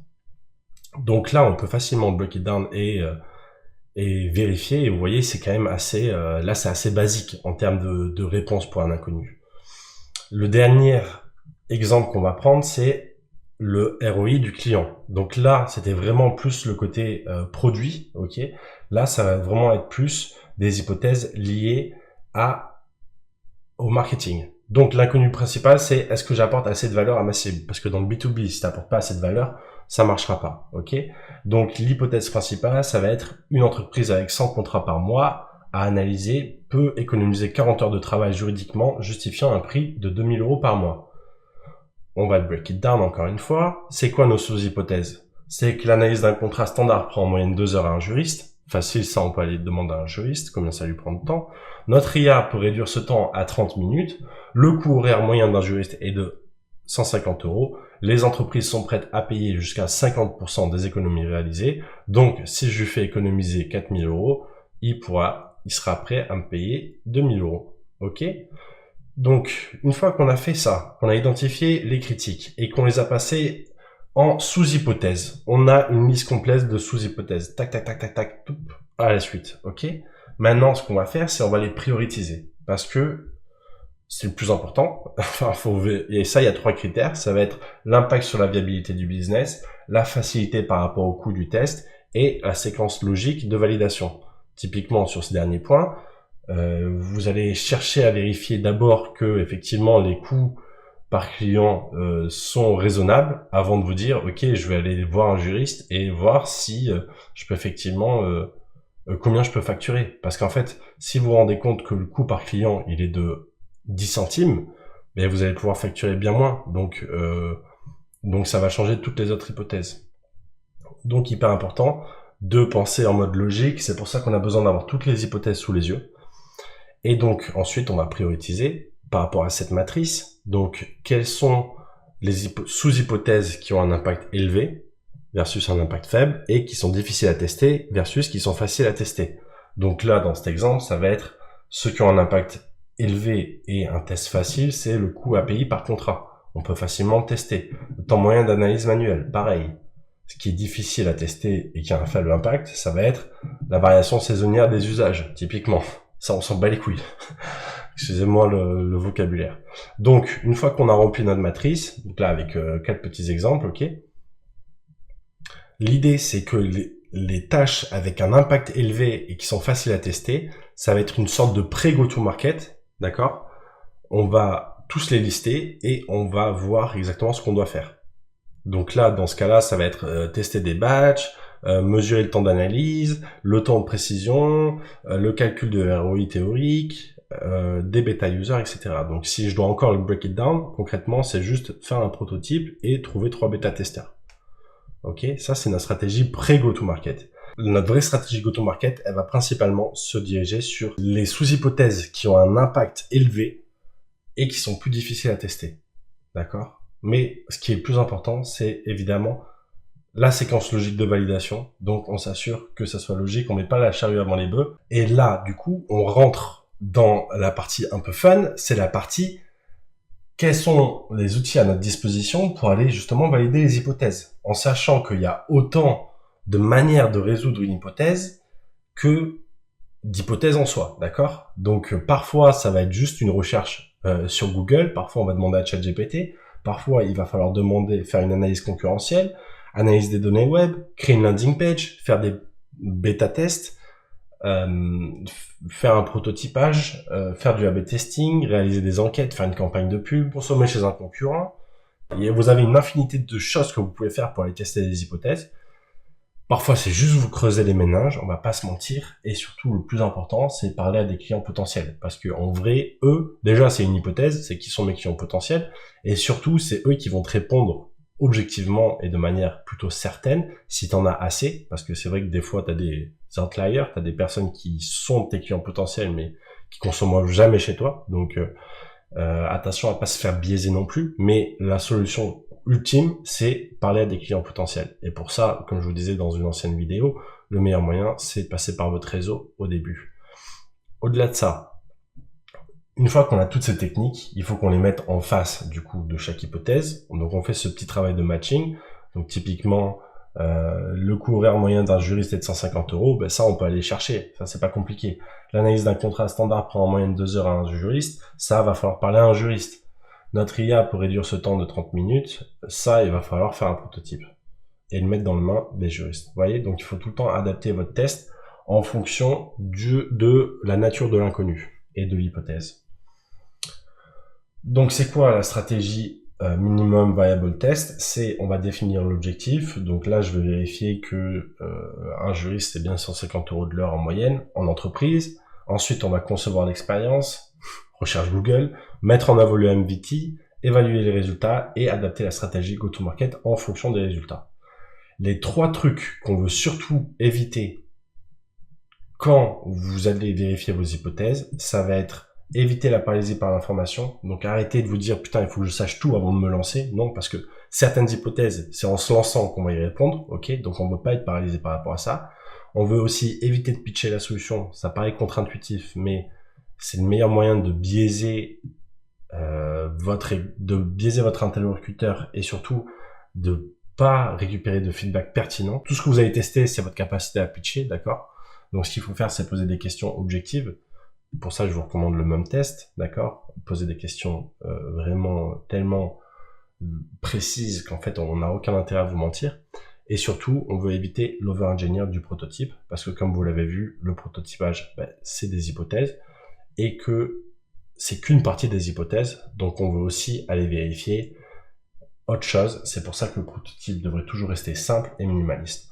Voilà, vous avez toute la méthode. Ok, c'est bon, on attaque enfin les choses sérieuses. Prépare-toi à créer ta propre stratégie go-to-market et à attaquer ton marché. On attaque les... Et c'est parti, on attaque enfin la création de ta stratégie go-to-market ensemble. Ok, on va vraiment faire ça ensemble. Et comme tu peux le voir, ça y est, je suis devant l'agent GPT inconnu killer dont je t'ai tant parlé. Mais juste avant, on va refaire rapidement le lien entre une stratégie go-to-market et les inconnus et les hypothèses. Parce que il y a vraiment un lien fort entre ces 3 éléments. Grosso modo, les inconnus, c'est les questions qu'on se pose qui nous séparent du succès de notre SaaS. Si on répond à toutes les inconnues de notre SaaS, comme tu l'as compris, eh bien on est sûr du succès de notre SaaS. Les hypothèses, c'est les affirmations, ok, qui vont répondre à l'inconnu et qu'on va venir tester pour voir si ces hypothèses, comme son nom l'indique, sont vraies ou faux. Ok, une hypothèse, on n'est pas sûr qu'elle soit vraie, donc on va essayer de venir vérifier qu'elle soit vraie. La stratégie go-to-market, c'est justement les actions qu'on va mettre en place pour lancer notre SaaS et notamment pour aller vérifier les hypothèses. Donc pour prendre un exemple concret, qui sont mes clients idéaux? Nos clients sont des PME B2B, donc business to business de 10 à 50 employés dans la tech. Dans ce cas-là, on va tester l'acquisition via LinkedIn en ciblant des CTO et des PME tech. Ok, des CTO de PME tech. Ça, c'est la stratégie. Grosso modo, la stratégie go-to-market, c'est vraiment ce qu'on va mettre en place. C'est à qui, ok, c'est quoi, c'est comment, c'est pourquoi, enfin c'est toutes ces questions-là qu'on va se poser, ce schéma le résume très très bien, ça c'est notre stratégie go-to-market, ok? C'est vraiment notre plan d'action. Et la stratégie go-to-market, en fait, ce qu'il va falloir faire, c'est dans un premier temps définir le marché, ok? La première poupée russe, il faut vraiment imaginer des poupées russes, on vient définir le marché, quel marché on va s'adresser. Par exemple, ça peut être le marché des créateurs de contenu sur LinkedIn. Ça, c'est le marché. Après, on va chercher notre ICP. Ok, notre ICP, donc l'idéal client profile, qui est notre client idéal. Donc, par exemple, c'est les créateurs de contenu B2B qui vendent des formations et qui ont entre 5000 et 50 000 abonnés. Ça, c'est notre ICP. Mais en fait, on peut pas faire l'inverse. On peut pas aller chercher à dominer notre ICP tant qu'on n'a pas le marché. C'est pour ça que c'est des poupées russes, parce que d'abord, il faut comprendre quel est notre marché. Dans le marché, quel est notre ICP? Ok, on a notre ICP. Quelle est l'offre la plus adaptée pour notre ICP? On peut pas choisir une offre si on n'a pas notre ICP, parce que l'offre doit être adaptée à la personne, doit être adaptée à la personne qu'on cible. Et maintenant qu'on a notre offre, quel est notre ICP, maintenant qu'on en a les deux, quel est le canal d'acquisition, les canaux d'acquisition les plus adaptés pour justement vendre notre offre à cet ICP là. Ok, ça c'est vraiment le cœur de la stratégie go-to-market et ça a un ordre. On prend le marché, après l'ICP, après l'offre, après blablabla. Maintenant, on va faire tout ça, même si c'est pas encore clair, avec l'agent GPT Inconnu Killers, et je vais faire ça sur mon propre projet qui s'appelle LinkHub, qui est un SaaS que je suis en train de lancer. Alors j'ai déjà fait toutes ces étapes moi en amont, donc ça sert à rien que je les refasse, mais je vais les refaire juste pour l'exemple avec toi. Et LinkHub, grosso modo, c'est une extension LinkedIn qui permet aux créateurs de contenu sur LinkedIn tout simplement, on va dire, de gagner plus de visibilité et d'être beaucoup plus efficace sur LinkedIn. Parce que sur LinkedIn, il y a un truc qui s'appelle le social warming, ok? C'est une technique qui consiste à aller commenter le post d'autres personnes dans ta niche pour dire en commentaire, envoyer un commentaire et grosso modo que les gens cliquent sur ton profil et aillent voir ton profil et donc s'abonnent à toi. Donc en fait, c'est une technique qui permet de gagner plus en abonnés. Eh bien oui, si tu vas commenter 50 posts par jour d'autres personnes dans la même niche que toi, il y a de grandes chances que ces gens-là aillent voir ton profil et que les autres gens qui vont voir les posts de ces personnes-là aillent voir également ton profil, ce qui va te permettre de gagner en abonnés, ok? Et nous, on va créer une extension qui permet d'envoyer des commentaires automatisés avec de l'IA, mais également de faire des listes de profils qu'on va aller commenter tous les jours. Si c'est pas clair, c'est pas grave, c'est juste pour te donner un petit peu de contexte sur l'idée. Donc là, c'est parti, on attaque avec Inconnu Killers. Donc tu peux retrouver cet agent GPT totalement gratuit, 100% gratuit, ok? On te le donne, il a été fait sur mesure par Florent qui est dans la formation. Je te mettrai les réseaux de Scrack que je remercie juste en dessous. C'est lui qui a bossé sur ce agent GPT qui va énormément nous aider et nous faire gagner un temps fou. Et tu peux le récupérer, c'est le premier lien en commentaire, ok? C'est le premier lien en commentaire. Il se trouve dans la petite communauté. Tu as juste à donner ton email et tu vas avoir accès à toutes nos ressources pour justement lancer les SaaS, etc. Donc je te laisse aller le récupérer. Pardon, c'est le premier lien en description ou en commentaire. Ok, maintenant que tu l'as, on est parti. On va tout simplement cliquer sur aide-moi à définir les hypothèses et les hypothèses critiques au succès de mon business et on est parti avec lui. Donc moi, ce que je vais faire, c'est qu'évidemment, je vais accélérer certaines parties. Je vais pas tout te montrer dans le détail. Je vais te montrer uniquement les parties intéressantes. Et surtout, ce qui va me permettre d'aller plus vite, c'est que je vais utiliser un outil qui me permet de parler à mon ordinateur directement. Je vais pas à chaque fois taper des dizaines de lignes avec mon clavier. C'est hyper long. On est en 2025. Maintenant, j'utilise Better Dictation, où tu peux aussi utiliser Mac Whisper qui va te permettre de parler à ton ordinateur avec ta voix, écrire en parlant, c'est quand même beaucoup plus simple. Ok, c'est parti, on attaque et on va répondre donc aux différentes questions qu'il me pose pour définir justement les inconnus, les hypothèses et notre stratégie go-to-market. Donc là, ce que je fais, c'est que je récupère chacune des questions qu'il m'a posées et on va y répondre juste en dessous. Quand on sait pas, quand on connaît pas la réponse à la question, on va lui demander de l'aide justement pour trouver une réponse à cette question. Première chose que je vais dire, justement, je vais lui préciser. Je n'ai pas les réponses à toutes les questions. Je vais définir un petit peu le stade d'avancement de mon projet en disant, bah voilà, je commence à peine, donc j'ai quasiment aucune réponse et tu vas m'aider à trouver ces réponses. Donc vas-y, je vais lui dire. Salut ChatGPT, je ne connais pas encore toutes les réponses à toutes ces questions et je vais avoir besoin de ton aide justement pour définir mes inconnus, mes hypothèses et ma stratégie go-to-market. Donc je compte sur toi pour m'y guider au fur et à mesure des étapes. Voilà, donc là déjà je lui donne un petit peu de contexte. Moi, je suis au tout début de mon projet, donc j'ai pas beaucoup d'informations. Et maintenant, on va quand même répondre, on va essayer de répondre au maximum à ces questions. Donc quel est ton produit ou service? Pareil, je vais lui expliquer un petit peu ce que propose LinkHub. LinkHub est une extension qui va aider les créateurs de contenu sur LinkedIn à... Deuxième fonctionnalité que je vais proposer, c'est les réponses automatiques avec de l'IA. Quand je corrige et je mets LinkHub, et je réponds à la deuxième question. Donc ça, c'est le premier persona. J'en ai plusieurs. Le deuxième persona cible est un free. Ok, j'ai répondu à cette question. Pour le moment, ce que je sais, c'est que je compte.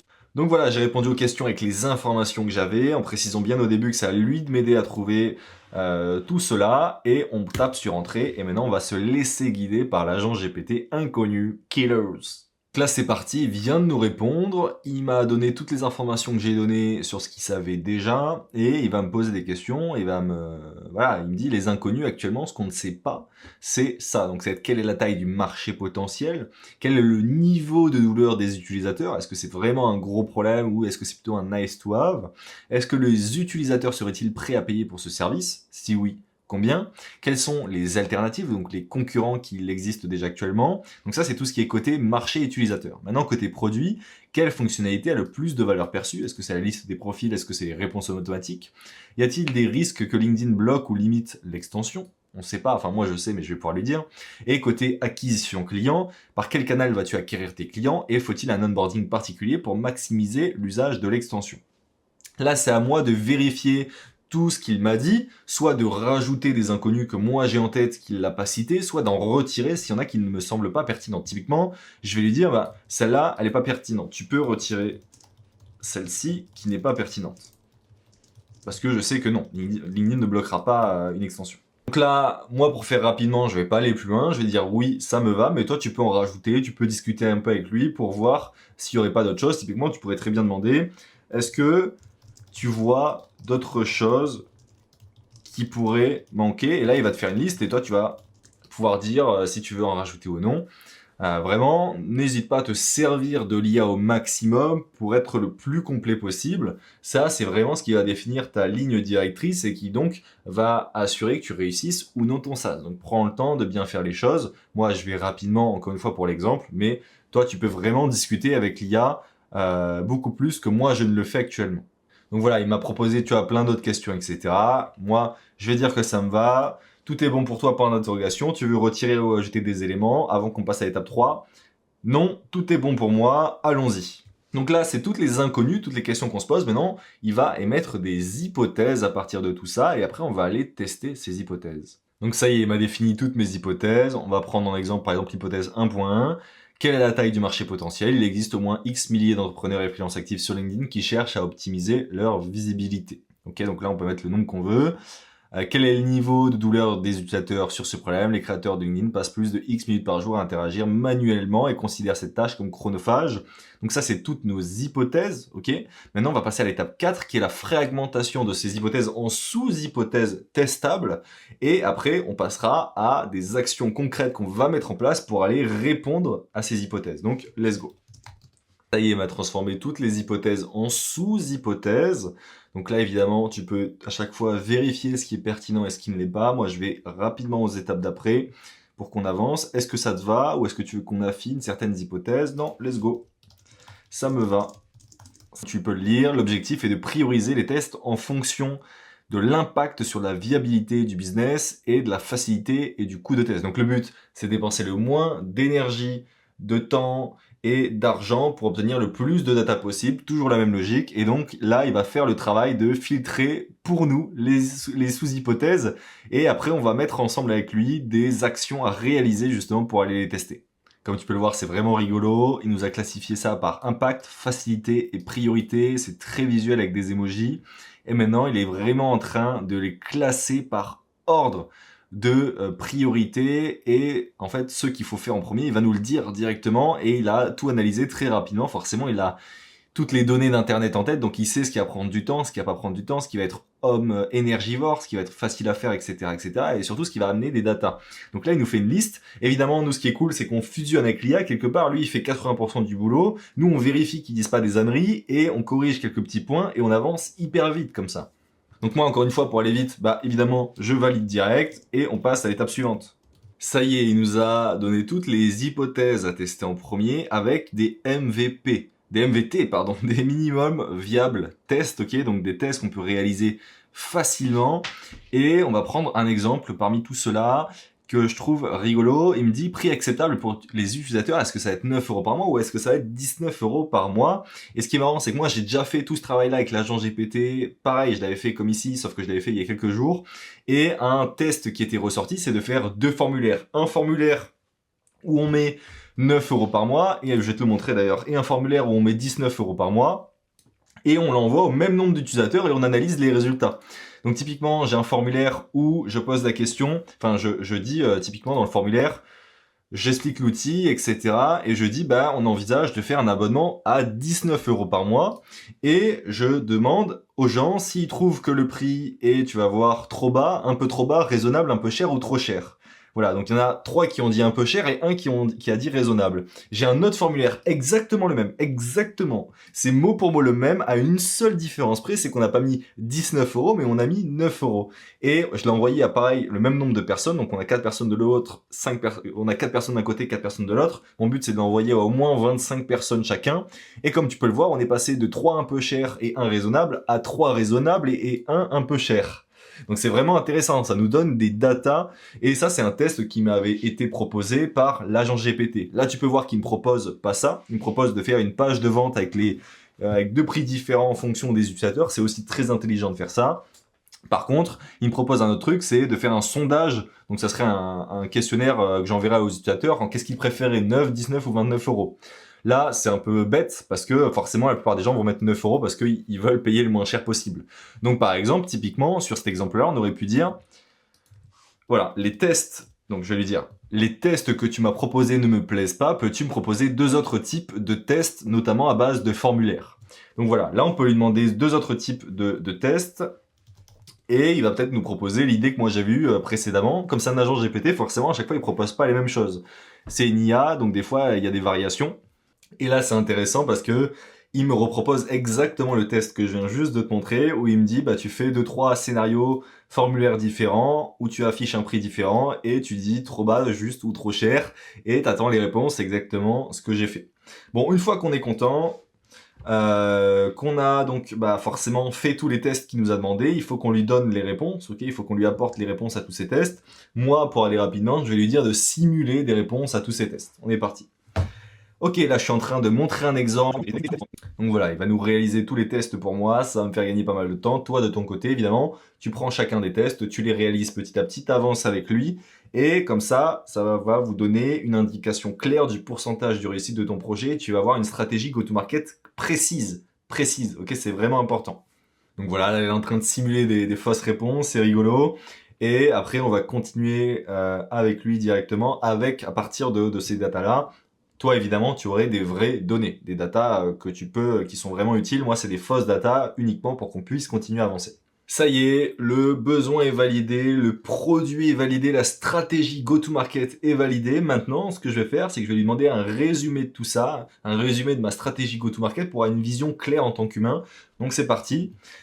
Trop cool, je pense qu'on a à peu près tout. Est-ce que tu peux me réaliser un résumé de la stratégie go-to-market qu'on a mis en place ensemble dans un document qui synthétiserait toutes les informations principales de façon organisée et structurée?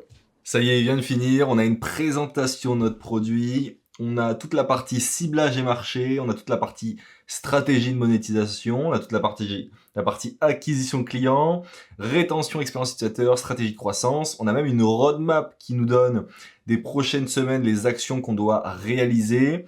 Et il nous donne même les prochaines étapes à exécuter et il peut continuer de nous aider. Là, actuellement, on a fait la première étape stratégie go-to-market inconnue et hypothèse, mais ce qu'il faut comprendre, c'est que là, actuellement, cette IA-là, elle est conçue pour t'aider à avancer sur ton business et en plus, elle a toutes les informations de ton business en tête. Du coup, moi, dès que j'ai un truc à faire, je viens parler à l'IA, je viens discuter avec elle. Typiquement, pour réaliser les 2 formulaires que je t'ai montré juste avant sur Tally, qu'est-ce que j'ai fait? Je suis allé demander à l'IA, toi, quelles questions tu poserais et où est-ce que tu enverrais ces formulaires, à qui tu les enverrais? À chaque fois, il m'a aidé. Il a réalisé le formulaire pour moi et il m'a dit à qui je devrais envoyer ces formulaires-là. Et donc, en fait, maintenant, dès que j'avance sur mon SaaS, c'est lui toujours qui est mon repère, c'est avec lui que je vais venir discuter pour avancer. Vraiment, l'IA est hyper intelligente, il faut en profiter, il faut presque fusionner avec elle si tu veux avancer de manière efficace. En tout cas, c'est ce que je te recommande. Et tu peux encore une fois récupérer cette IA spécialement conçue pour t'aider à créer ton SaaS dans le premier lien dans la description. Donc là, ça y est, t'as ton plan d'attaque, t'es prêt à lancer ton SaaS. Si jamais tu as besoin qu'on se fasse un petit appel pour regarder ce que tu as fait ensemble et valider tout ça, je te mettrai mon Calendly juste en dessous. Alors je pourrais pas faire un appel très long parce que si tout le monde prend un appel, c'est vrai que ça serait très très long. Mais voilà, on se fait un petit appel de 15-30 minutes pour vérifier que tu es bien tout validé. Et si jamais tu veux continuer, parce que là actuellement on a le plan, tu es prêt à te lancer. Là, c'est vraiment la version gratuite de la formation. Si tu veux passer sur la version payante, je te mets aussi le lien dans la description. Sache que là, c'est vraiment 1%. Imagine, là, si tu as l'impression, pour la première fois, d'avoir avancé, si tu as l'impression qu'on t'a apporté de la valeur, vraiment, là, on est à 1% de ce que contient Sassy-Rose. Là, tu as vu 2 formateurs. Dans Sassy-Rose, on est 8 formateurs en tout, rien que pour toi, pour t'aider à avancer sur ton SaaS, sur ton projet. Et on va partir du plan que tu as réalisé et mettre toutes les actions ensemble, les actions en place ensemble, les différents canaux d'acquisition, etc. pour te garantir de faire de l'argent. Donc voilà, là on est vraiment sur la formation gratuite, ok, t'as vu tout ce qu'on t'a pu te procurer avec la version gratuite. Si tu veux continuer sur ces étapes, qu'on continue avec toi, il y a la version payante qui est en description et on peut même se faire un petit appel comme je te l'ai dit juste avant pour qu'on valide déjà ton plan avant que tu continues et que tu n'ailles pas tout droit dans un mur. Mais si tu as respecté les étapes, normalement ça devrait vraiment le faire. Ok, avant que tu continues et que tu lances ton SaaS sur le marché, il y a un dernier principe clé que j'aimerais te rappeler qui est vraiment important, donc reste avec moi, c'est pas encore fini, c'est vraiment important que tu comprennes ça. Ce principe, c'est qu'il faut que tu vendes avant de construire. Il faut que tu vendes ton produit avant même de construire, de développer la moindre ligne de code. C'est vraiment la règle clé qui va te permettre de faire de l'argent sur 100% de tes projets. On dit souvent, oui, 9 SaaS sur 10 se loupent, etc. Ça, c'est les gros SaaS, ok?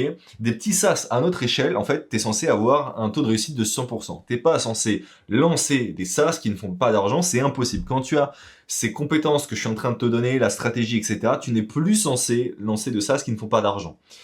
Moi, pour te dire, sur mes 3 derniers projets, bientôt 4, on a fait de l'argent à chaque fois, ok, à chaque fois. Donc allez, je pourrais même aller plus loin sur mes 6 derniers en soi, mais on va pas aller jusqu'à là parce que le 4e que j'ai lancé, l'avant dernier, j'ai fait 100 € par mois, ce qui est très très peu. Ok. Bon, donc, tu n'es pas censé lancer un SaaS qui ne fait pas d'argent, tu vends ton produit avant de le construire, tu fais de l'argent avant d'écrire la moindre ligne de code. Donc, tu commences, ok, par la vente, puis la validation du marché, puis en dernier lieu, le développement du produit. Donc, comment faire payer quelqu'un? C'est sans doute la question que tu te poses. Je vais te présenter un premier exemple d'un SaaS que j'ai lancé il y a 2-3 ans qui s'appelait Make It Viral, qui grosso modo automatisait la création de contenu sur TikTok avec de l'IA. Donc il y avait une voix qui parlait avec de l'IA, il y avait des images qui étaient générées avec l'IA, il y avait des sous-titres générés avec l'IA, etc., etc. Et on avait, avant de construire quoi que ce soit, créé une landing page en 2-3 heures qui présentait ce qu'allait faire le produit et on avait fait des préventes. C'est-à-dire que tu payais, t'avais pas encore accès à l'outil parce qu'il n'existait pas, mais t'avais un accès prioritaire à la bêta, qui allait s'ouvrir. T'avais un prix très avantageux, etc., etc. Et on avait fait 50 ventes à 50 €, ce qui nous avait généré 2500 € en seulement 24 heures, ce qui nous a permis de valider l'idée du projet. Mais là, tu te demandes, ok, t'as généré la landing page, comment t'as attiré des gens dessus? Eh bien, on avait fait des partenariats, on s'était associés, on était 4 associés dessus, et on s'était associés avec 2 créateurs de contenu dans cette niche, et ils avaient fait des posts sur X à l'époque, et ça avait généré énormément de visibilité, et on avait fait beaucoup de ventes sur le site. Tout simplement. Deuxième stratégie, c'est le MVP, ce que j'appelle magicien dose. Parce que c'est un peu magique, tu vas voir. Ou, deuxième nom que je donne souvent, c'est prestation de service vers SaaS. Je te donne un exemple concret d'un SaaS que j'ai lancé là, il y a quelques semaines, quelques mois, qui s'appelle miniamaker.i. Et on a, grâce à cette stratégie, réussi à générer 1000 euros. 1000 euros de revenus récurrents, donc par mois, en 40 jours, avec seulement une landing page et une partie no-code derrière qui nous a pris 2 jours à développer.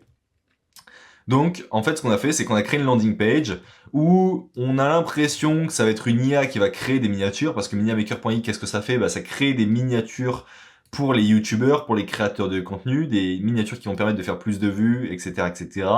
Et grosso modo, quand la personne prend un abonnement, eh bien, on envoie les demandes à des miniamakers, donc à des humains qui réalisent les miniatures et qui les renvoient. Du coup, ça a validé la demande parce qu'on a réussi à faire 1000 euros de revenus par mois avec 8 clients. Et donc maintenant, on est en train de créer la plateforme en web. Et d'ailleurs, j'ai un rendez-vous cet après-midi avec quelqu'un parce qu'il a créé un outil qui permet de faire ça automatiquement avec de l'IA. Donc on est en train de réfléchir à comment créer un SaaS maintenant à partir de cette agence en fait. C'est de la prestation de service, donc c'est une agence. Et à partir de ça, on va créer un SaaS. Mais au moins, on a validé l'idée avant de construire quoi que ce soit. On a eu 2 jours et demi, grosso modo, de création du projet pour générer 1000 euros en 40 jours. Et dans tous les cas, si ça avait pas marché, on aurait perdu uniquement 2 jours et demi. Ok ? Et encore, avant de me lancer dans ces 2 jours et demi de construction, j'avais validé l'idée avec un formulaire que j'avais envoyé à 50 personnes quand même, tu vois. Et dans ces 50 personnes, je savais qu'il y a des gens qui allaient payer. Donc même, j'ai pas directement fait 2 jours et demi de développement. Avant ça, j'ai même pré-validé l'idée avec un formulaire que j'ai envoyé à des clients potentiels. Et également avec d'autres stratégies que je te présente dans la formation SaaSiros, parce qu'en vrai, il y avait d'autres choses à valider, etc. Mais je te présente tout ça dans la formation payante. Ok. Bon, honnêtement, il y a plein d'autres méthodes que je te présente d'ailleurs dans la formation SaaSiros. Mais grosso modo, l'objectif, c'est d'investir le moins de ressources en temps, en argent et en énergie, ok, truc que tu vois là, pour obtenir le plus de data possible. C'est vraiment l'objectif principal. Obtenir le plus de data en investissant le moins de temps possible et garantir avant que tu lances la moindre ligne de code que tu vas faire de l'argent avec ton projet. C'est vraiment ce qu'on te garantit avec SaaSiros. Cette formation totalement gratuite vient de se terminer. Tu peux te remercier d'avoir eu le courage d'aller jusqu'au bout de la vidéo. J'espère que tu en as tiré le maximum de valeur et que tu vas commencer à mettre en place ce qu'on a vu ensemble. C'est vraiment, moi, ce qui m'importe, c'est que tu commences à mettre en place ce qu'on a vu pour que tu obtiennes des résultats, parce que, honnêtement, c'est pas sorcier. Il y a vraiment pas de magie là-dedans. À partir du moment où tu as compris les règles du jeu, ça va être hyper simple de faire de l'argent sur chacun de tes projets. Et tu n'es plus censé ne pas faire d'argent sur un projet, en fait. Maintenant, tu vas obtenir des clients quoi qu'il arrive, et après, tu lances ton projet, tu fais de l'argent avec. Si jamais tu souhaites aller plus loin et avoir encore plus de compétences à ton arc, avoir un accompagnement sur mesure, avoir des lives chaque semaine, une communauté derrière toi, 100 fois plus de vidéos, etc., etc. Je te laisse aller voir la page de vente de la formation complète SaaSiros, dans laquelle tu pourras me retrouver moi, Florent, que tu as vu dans cette petite formation, mais également 6 autres formateurs. Ok, on est 8 en tout à créer du contenu dans cette formation pour t'apporter le maximum de valeur. On est aussi une communauté, on a aussi des lives de groupe chaque semaine, etc., etc. Je te laisse aller regarder la vidéo qui présente tout ça, qui honnêtement le fera bien mieux que je ne peux le faire maintenant. Et pour te montrer très rapidement, voici toutes les vidéos qu'on a actuellement au sein de la formation. Il y en a énormément. De toute façon, tu peux les retrouver aussi au même endroit, juste ici sur la landing page. Et on en ajoute chaque semaine, chaque mois, il y a de nouvelles vidéos qui arrivent. Avec là, par exemple, une étude de cas sur Tech Insight qui vient d'arriver, une étude de cas sur miniamaker.i qui vient d'arriver. Et on va essayer aussi d'en faire une avec Tapit, un nouveau SaaS français que tu connais peut-être. Enfin, en tout cas, voilà, c'était pour te présenter rapidement la version payante si tu as envie de passer dessus. En tout cas, moi, je te remercie d'être allé jusqu'au bout. Que tu passes sur la version payante ou non, je te souhaite beaucoup de succès avec ton SaaS. Et si tu as besoin d'aide, peu importe que tu aies rejoint la formation payante, tu peux m'envoyer des messages sur LinkedIn et sur X. J'essaie d'y répondre le plus vite possible. Et où je réponds vraiment le plus vite, c'est sur la communauté school gratuite. Là-bas, je réponds encore plus vite et forcément, je priorise évidemment les gens qui sont dans la communauté payante, mais dans tous les cas, je vais essayer de t'apporter mon aide, même si tu n'as pas rejoint la communauté payante, évidemment, ce sera avec grand plaisir. Je te remercie de regarder cette vidéo, je te dis à très vite. Oublie pas, si tu le veux, là, si t'es encore là, sans de la vidéo, le like et l'abonnement. Allez, je te dis à très vite, c'était Yanis, ciao.